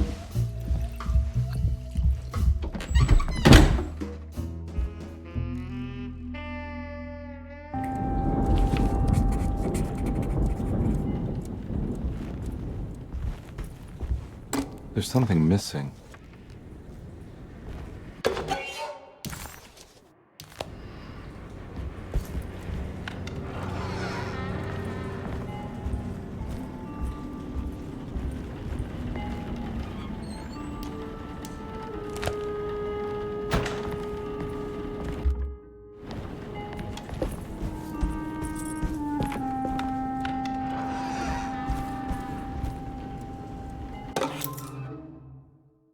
Better hold on to these. Wouldn't want them to get lost.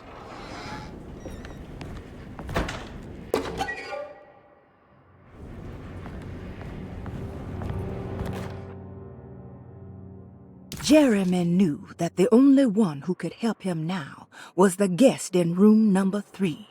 The room seemed to have been empty for so long. But that wasn't allowed to be true. The story needed to be different.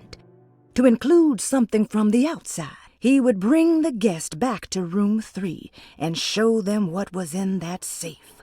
913.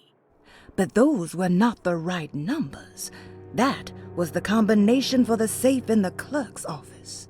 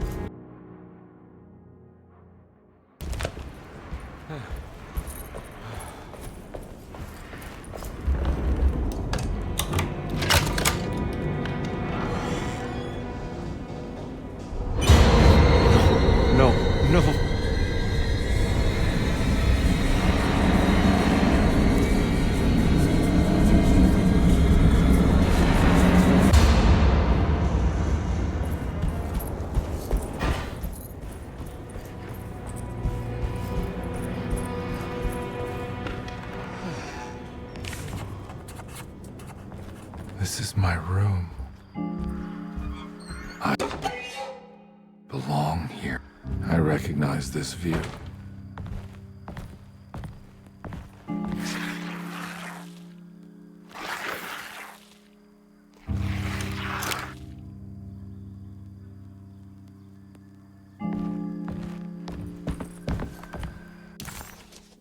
The empty...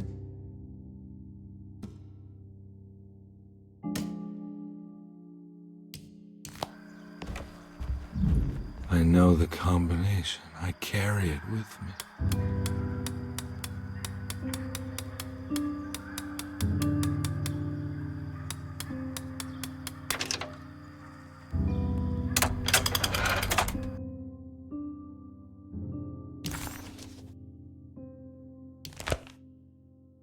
Detective, I have made many discoveries in my case.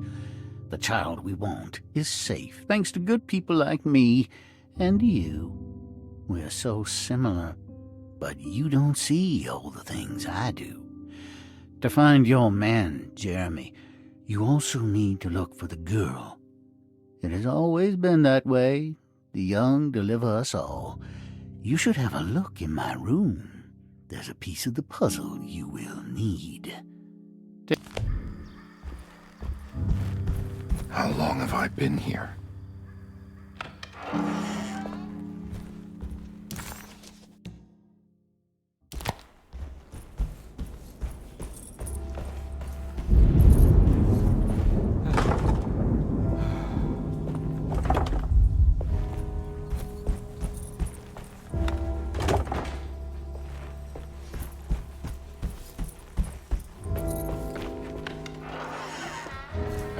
Take this much more.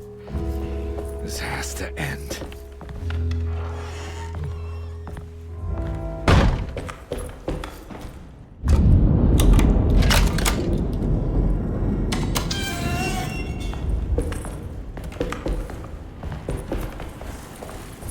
This doesn't look good.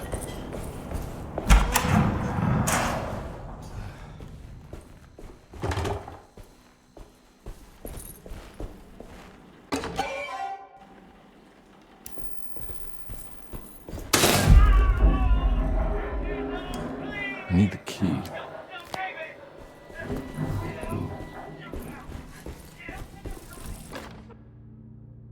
Radiography. Patient Jeremy Hartwood. Date June 14, 1930. Plates. Jeremy's skull proved difficult to capture properly. Partial radiographs worked best. A complete picture of the brain can be assembled by piecing 3 plates together. Observations. Even when looking at an assembled version, a shadow covers significant parts of Jeremy's brain. Possible tumor, but more likely that the equipment is failing. Jeremy reacted strongly to the pictures and claimed to see a giant clay worm eating and displacing his memories. Notes. While this exercise has left me nowhere closer to an answer, I feel confident that a Burkhardt lobotomy should sever all necessary parts. Hypothetical psychosurgery based on the ideas by Burkhardt and the St. Petersburg research could end up saving Jeremy's mind.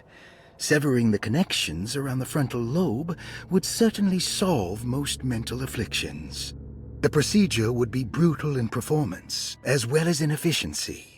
An ice pick pushed through the edge of the eye and into the skull would untether the nerves like Alexander cutting the Gordian knot.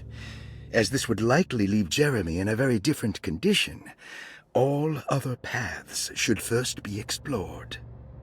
The medical instrument I would need for this lobotomy is missing, and I should have Waits order a new one.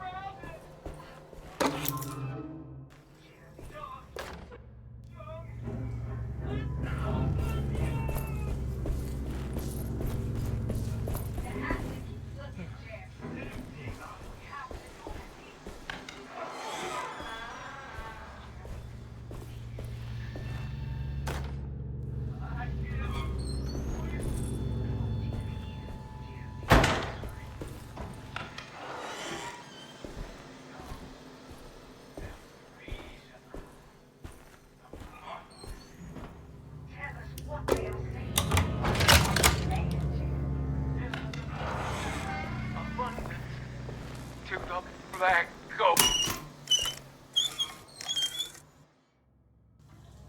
Don't mind if I do.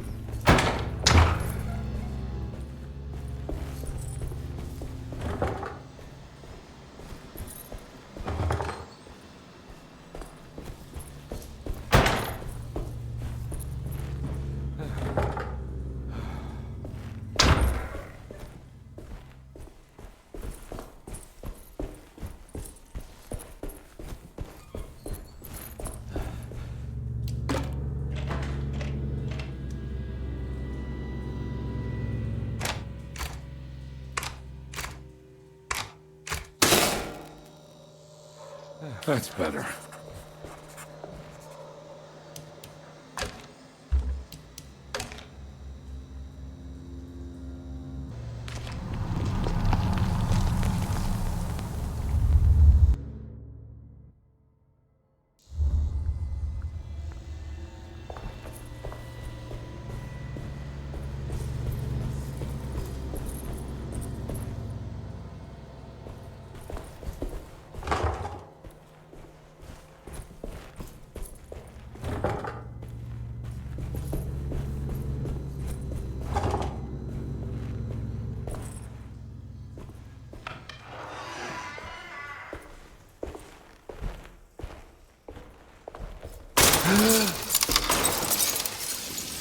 Why does this keep happening? What am I supposed to do?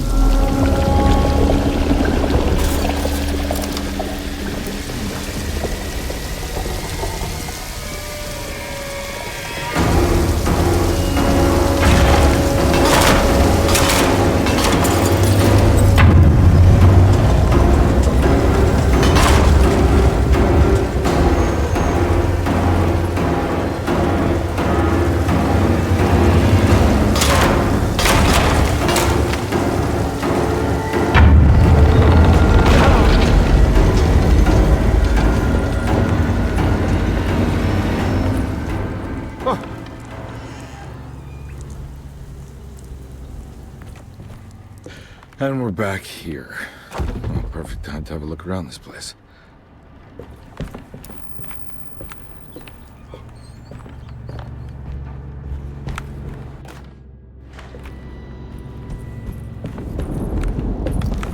What is that?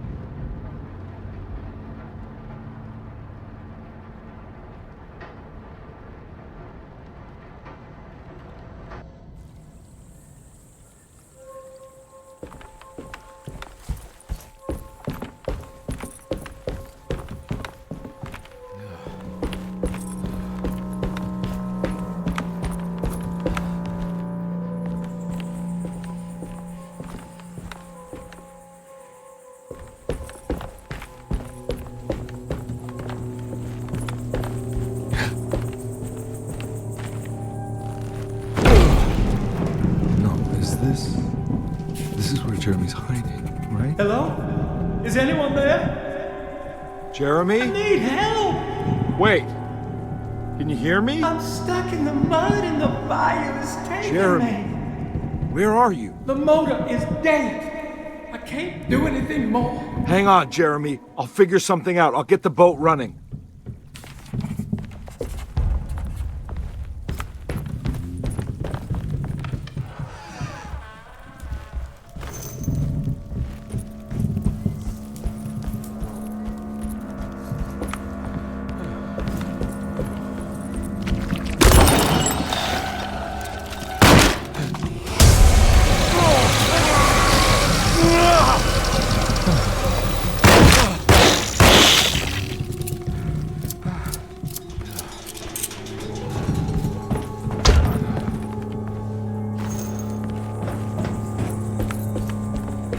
The boat's wedged itself right into the bayou.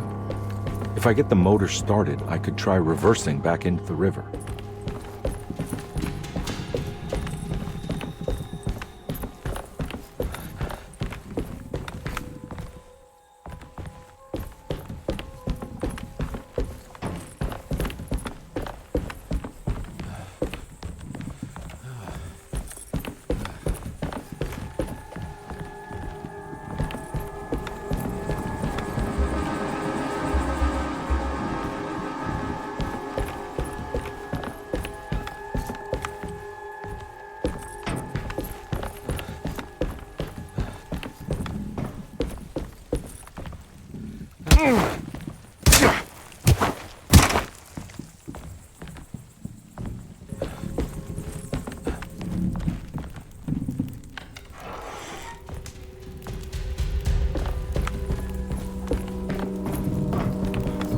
pretty weak. I just need something to break it.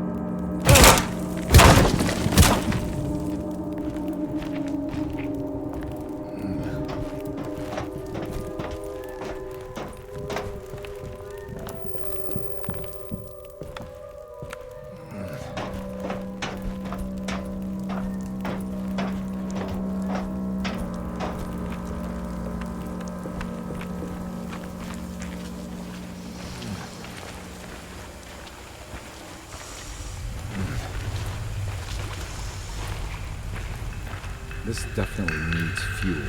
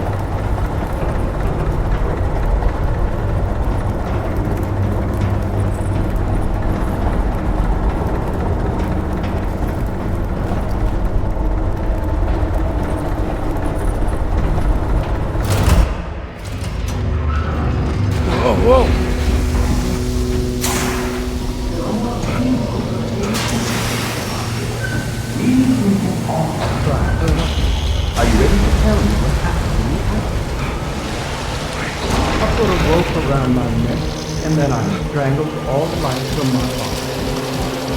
Are you under the impression that you died? No. I was supposed to die. What does that mean? That you were supposed to die? I'm the catalyst. I had to die to make the story happen.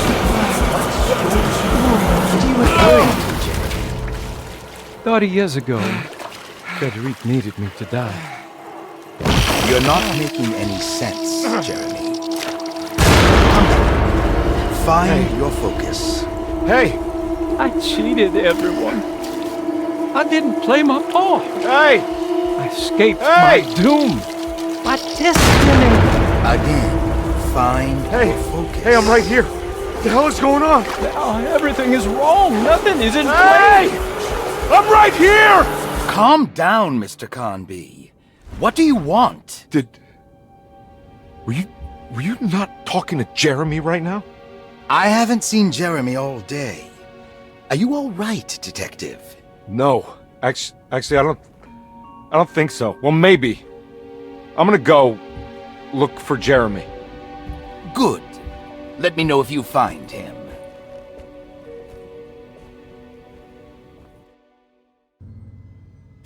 That was Jeremy's self-deceit? A steamboat stuck in the mud? I'm not gonna pretend I understand any of that. What a bunch of psychoanalytic nonsense.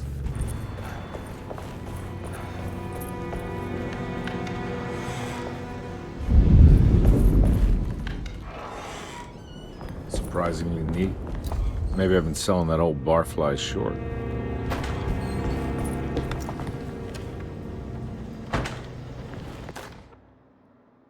Sometimes I think this place makes me worse. That Derceto might be my grave. A coffin made of ostentatious architecture. A Taj Mahal for the drunken depressed. There's something about Derceto. Something about Dr. Gray. Like we all pretend that we're here to get better. When in fact we are here to be forgotten. Looks like McCarthy has something hidden inside.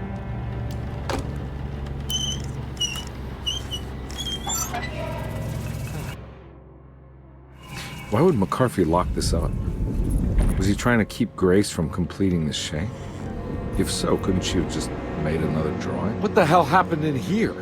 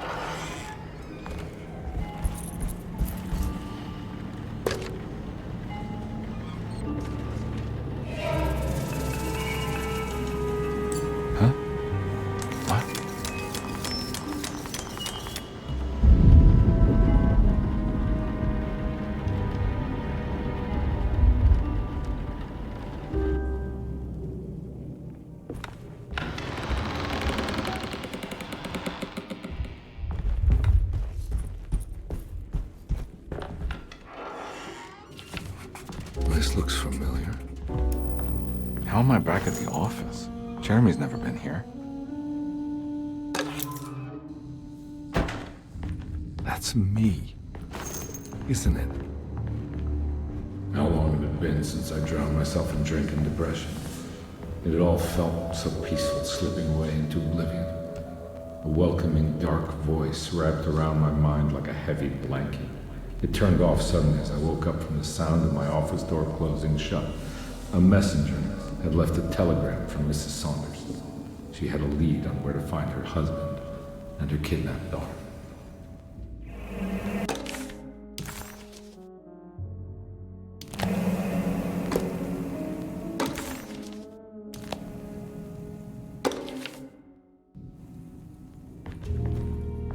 God, I used to drink so much back then. When was this exactly? What case was I working?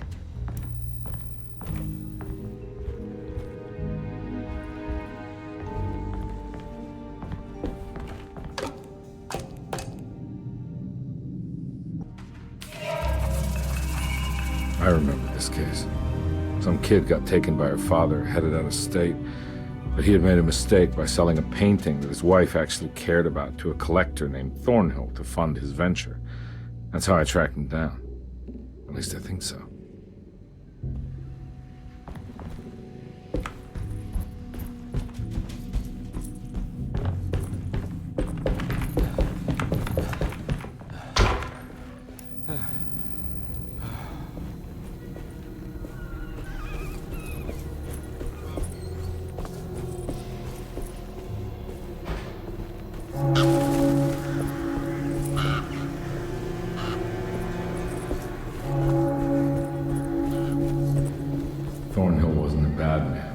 Principles keeping him from handing out information about his deals, so he needed some convincing.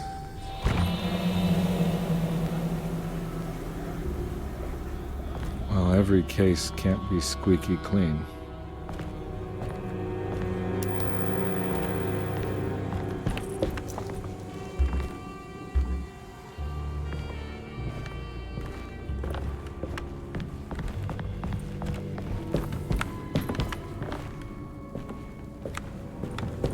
Mr. Saunders had sold a valuable painting to Thornhill, hoping the money would carry him to wherever he was going. The painting, now leaning on an easel in Thornhill's bedroom, had a certain mesmerizing gloom that seemed to call out to me, telling me I was needed for something important. I felt myself falling into the painting, only being brought back by Thornhill, thrusting an address to a Hotel St. George into my hand and asking me to get the hell out.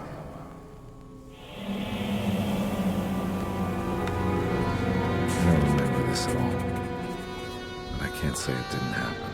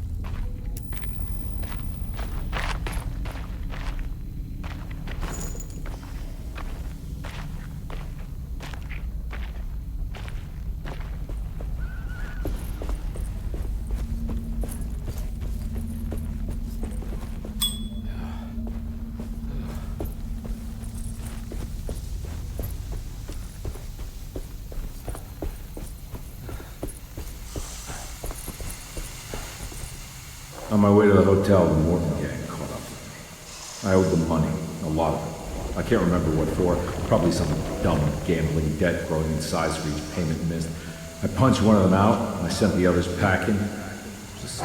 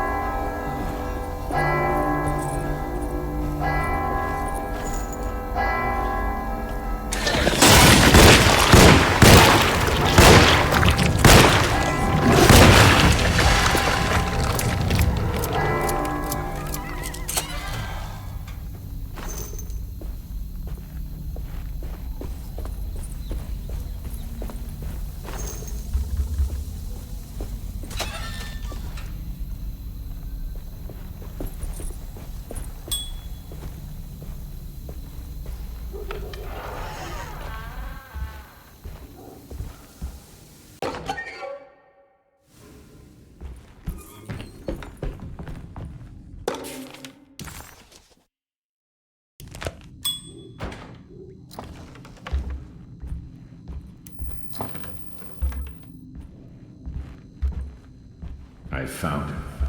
In the hotel ledger, I recognized the handwriting of the signature, Ted Stryker. It was him. I could feel it. It was the kidnapper I was hunting. I put on my knuckles and hurried up to his room.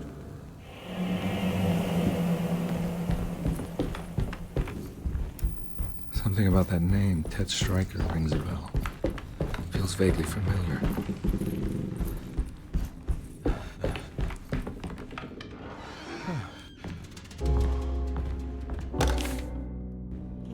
I recognize this room, but I didn't catch up with them here. I must have followed them. But where?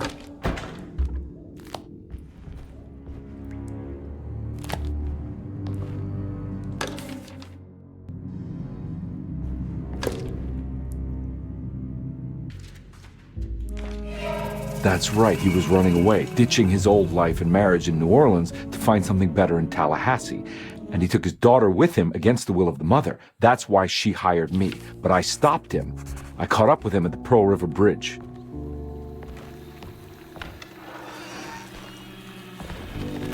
Pearl River. This is where I caught up with them. This is what the Dark Man wanted me to revisit. But I'm still not seeing it. What am I forgetting?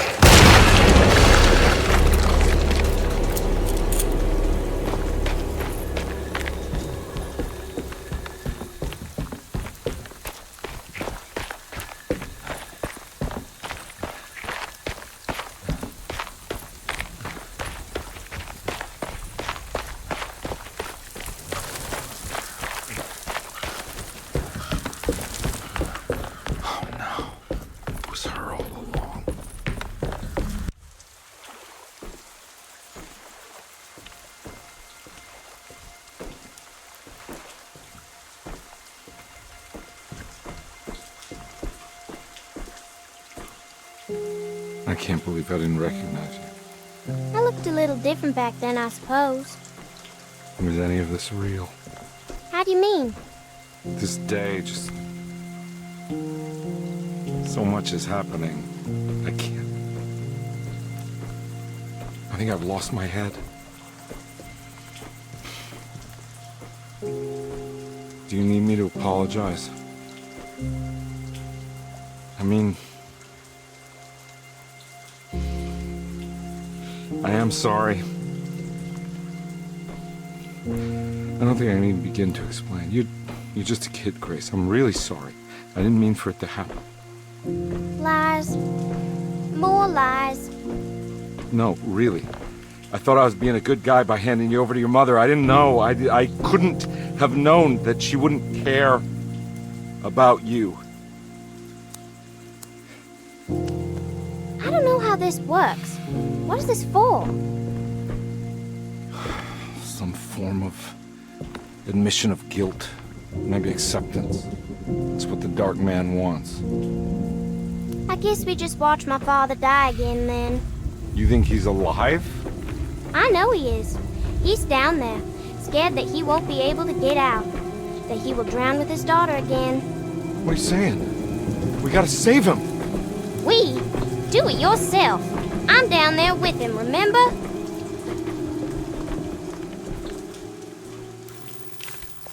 Can I really save them? This all happened so long ago. I have to find a way to get down there. I have to see it with my own eyes. There was a boat at the house where I entered. If I can raise the bridge, I should be able to get to the car.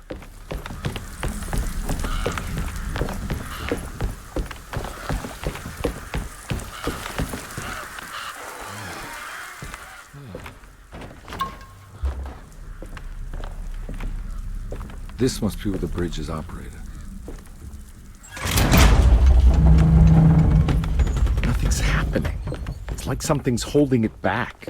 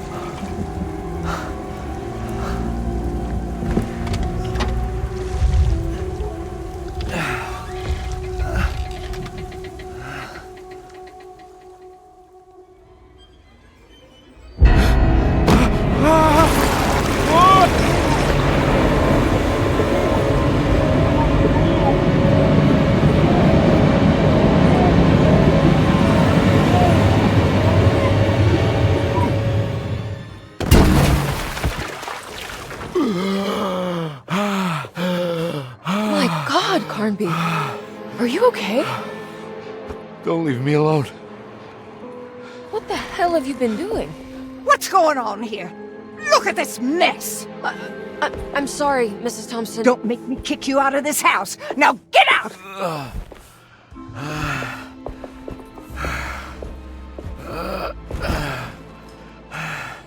Hey, Detective. Mr. Carnby. I'm really worried about you. I'm okay. I just need to catch my breath for a moment. This place? There are some very disturbed figures around here. And I don't think it's just the patients. I've been reading some things about how Derceto has a deranging effect on people. I think it might explain things. What? Just take it easy, okay? I'm gonna go find a way into Dr. Gray's apartment. I want to know what he's hiding. Emily, don't worry. I think I'm close. I'm gonna set everything right. Just be careful.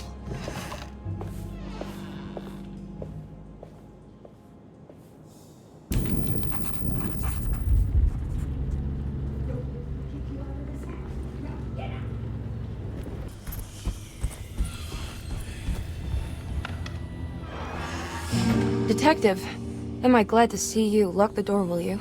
I don't think Dr. Gray would appreciate us snooping around. What's going on here? This feels so strange.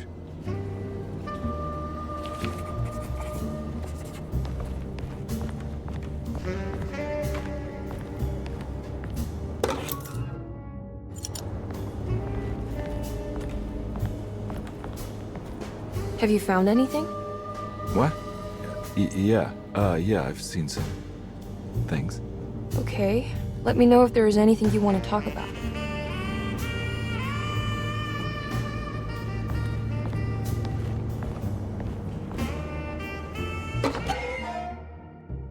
Hey. There's a book missing. What did you do? I was just rearranging the books. Well, come on, let's check it out.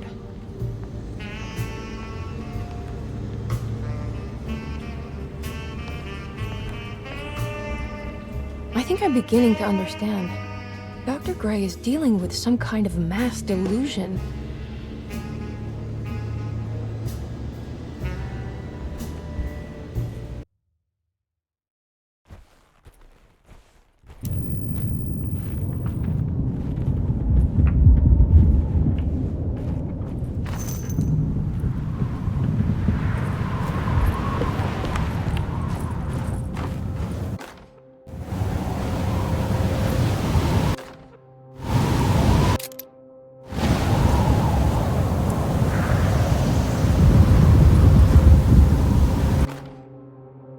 Found the ancient stellarium perched on a cliff facing the Arctic Ocean after a day of sailing due north of the Eskimo encampment. Jacob van Oostad was our most keen member of the expedition. He had been chasing down the source of a peculiar type of crystallized metal present in several sacred items among the natives on the northeast coast of Greenland. The site was a remarkable find for any explorer, and we were all enraptured in our search for enlightenment and meaning. The surviving architecture seemed almost unearthly in origin and astonishingly sophisticated. The metal Jacob was searching for was abundant, almost ubiquitous. We were so taken by our find that we were surprised by the sun falling below the horizon. As we quickly picked up our gear, ready to head back to our camp, Jacob van Oostad declared that he wanted to stay. He was adamant. We begged him to reconsider. The night would be getting colder by the hour, and we feared for all our safety. Jacob refused, threatening us with violence if we wouldn't leave him alone. As the snowfall turned heavier, we left him there on his own. The next day, the weather became worse, and we had to spend hours enforcing our shelter as our tents became increasingly useless. The group had written off Jacob, thinking he must be dead. I had an urge to make one final attempt to save him, so I headed out as darkness fell with a handful of flares and headed toward the coast and up the climb towards the Stellarium. That's when I saw him, transfixed by a burning sky, that celestial lantern. Jacob keeled over and let out a painful shriek that struck me with such fear and pity. He was crying in agony, for the cold weather had ravaged his flesh. I called out to him, and he turned to face me. His vacant stare held me in place like a needle through a butterfly, and he said, "You must leave now, Herrstan. Go, and never come back." And so I left.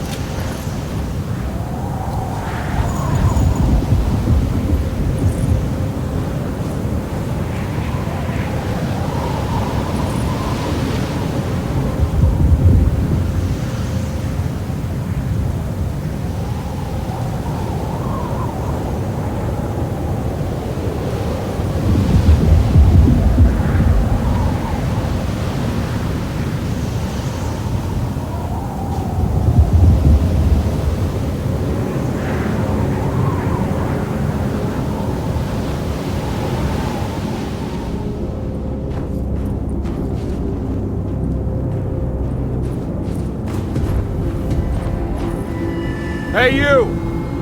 What are you doing here? What is this place?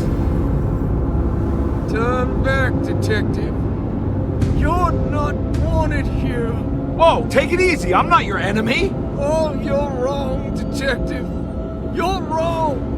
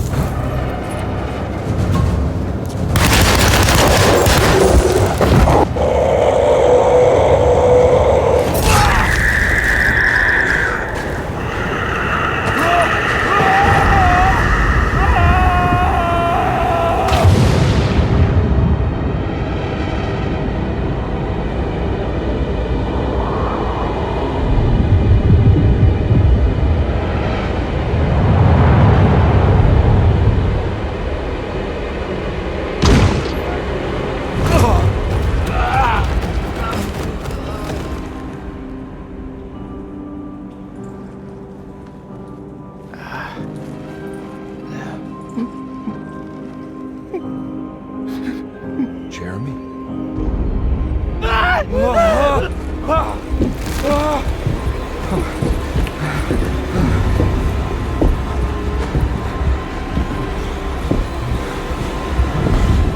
did everything! Aren't you happy? Stupid charlatan! What more do you want from me? You want me to lose my mind? Oh, my lord! Doctor! Baptiste! Quick! Jesus. What were you thinking, compadre?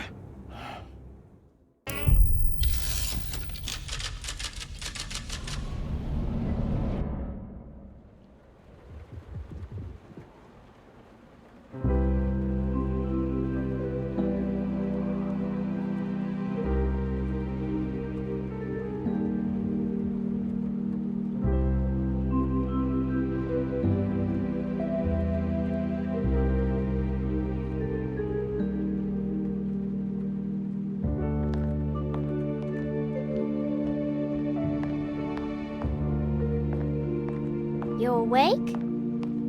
You are awake. Mr. Conby's up. Hey, buddy! I thought you'd be knocked out for the rest of the night. Come on out and join us, will you? I'll save you some gumbo. Good to have you back. You gave us all a good scare. What happened? You had a psychological breakdown. Sorry for manhandling you, but you're being violent. You stabbed Jeremy and then punched Dr. Gray. Are they okay? Jeremy's a little strange, but everything's back to normal. Really? All thanks to you, combat. You want to try standing up?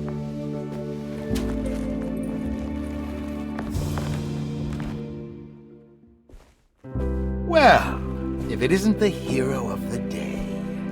How are you feeling, Detective? Never better. How about you two? Hey, Jeremy, I didn't do too much damage, did I?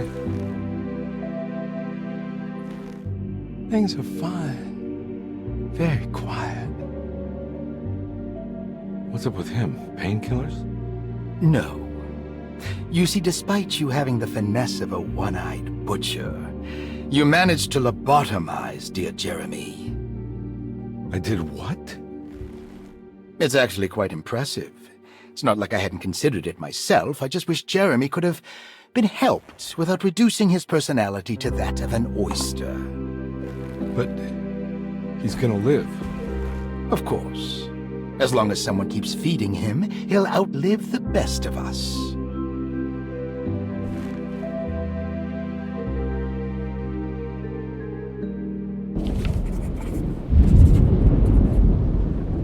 Does Emily know about Jeremy's condition?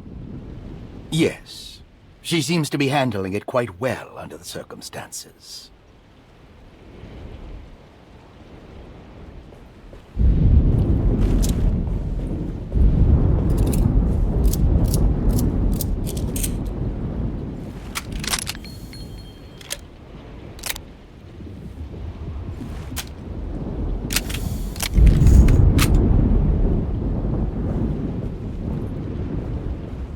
Hey, Ruth.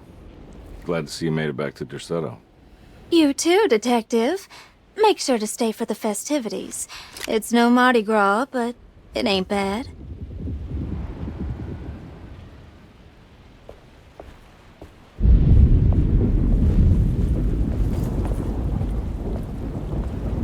Good to see you back on your feet, Detective. Have some gumbo. Thanks. I'll save it for later.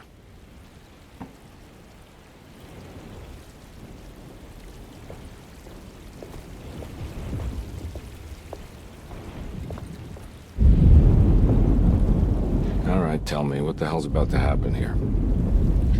Every year we have a little turn-the-page ceremony by the tree. It's symbolical. It's like life has its cycles of grief and happiness. You know? Just like a tree facing the seasons. Things change, but remain the same.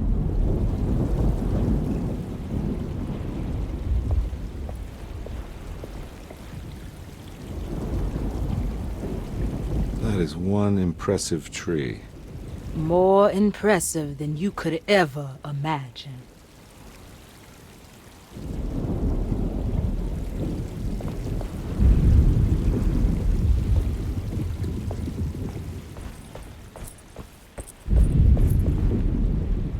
What are you looking for? Just keeping an eye out for the storm. Radio says it could be a wild one.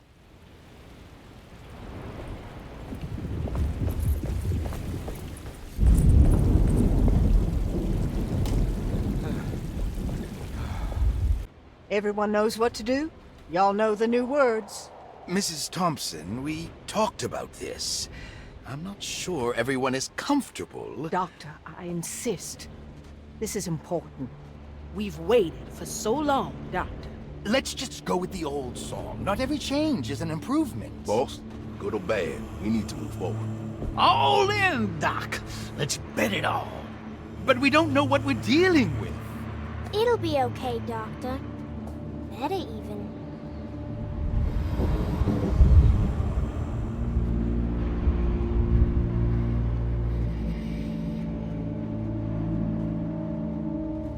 Hell, there are praises in abundance to the black goat of the woods.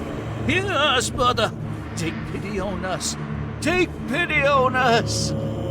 Ever there praises and abundance to the black goat of the woods. On us. Hear us, mother, and take pity on us. Take pity on us. Ever there praises and abundance to the black goat of the woods. Hear us, mother, and take pity on us.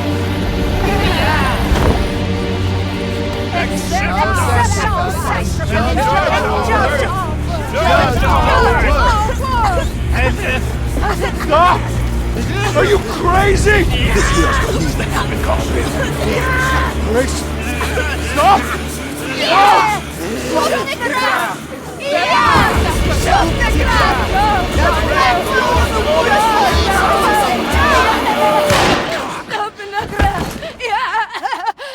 Detective, get my uncle out of here. Jeremy, come with me! Get over here! Jeremy, come with me! Jeremy, come here! No! There has to be another one!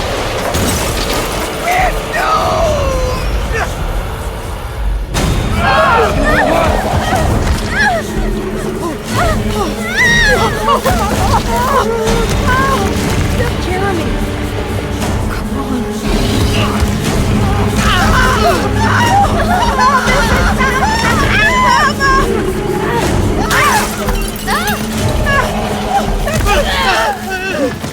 Whoa!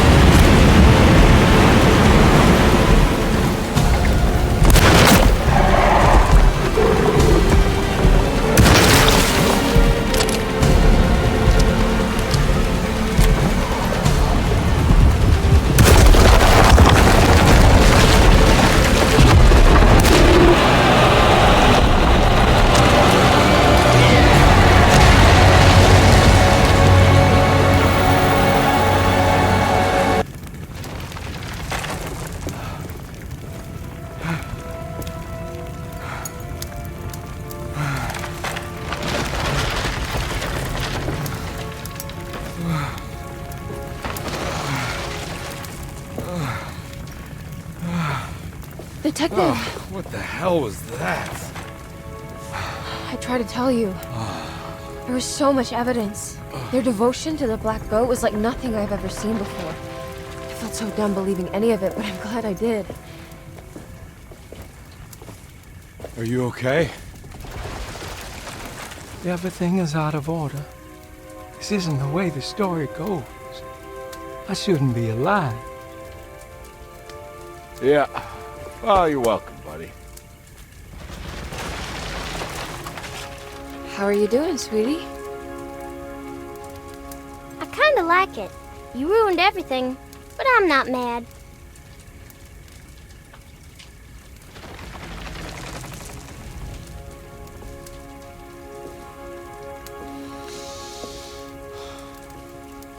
All right, you ready to head back to New Orleans? Come on, Jeremy. We're leaving. Can I come? I thought you said you didn't need saving. Don't leave her. She's important. Of course we're taking her with us. Yay, I'm important.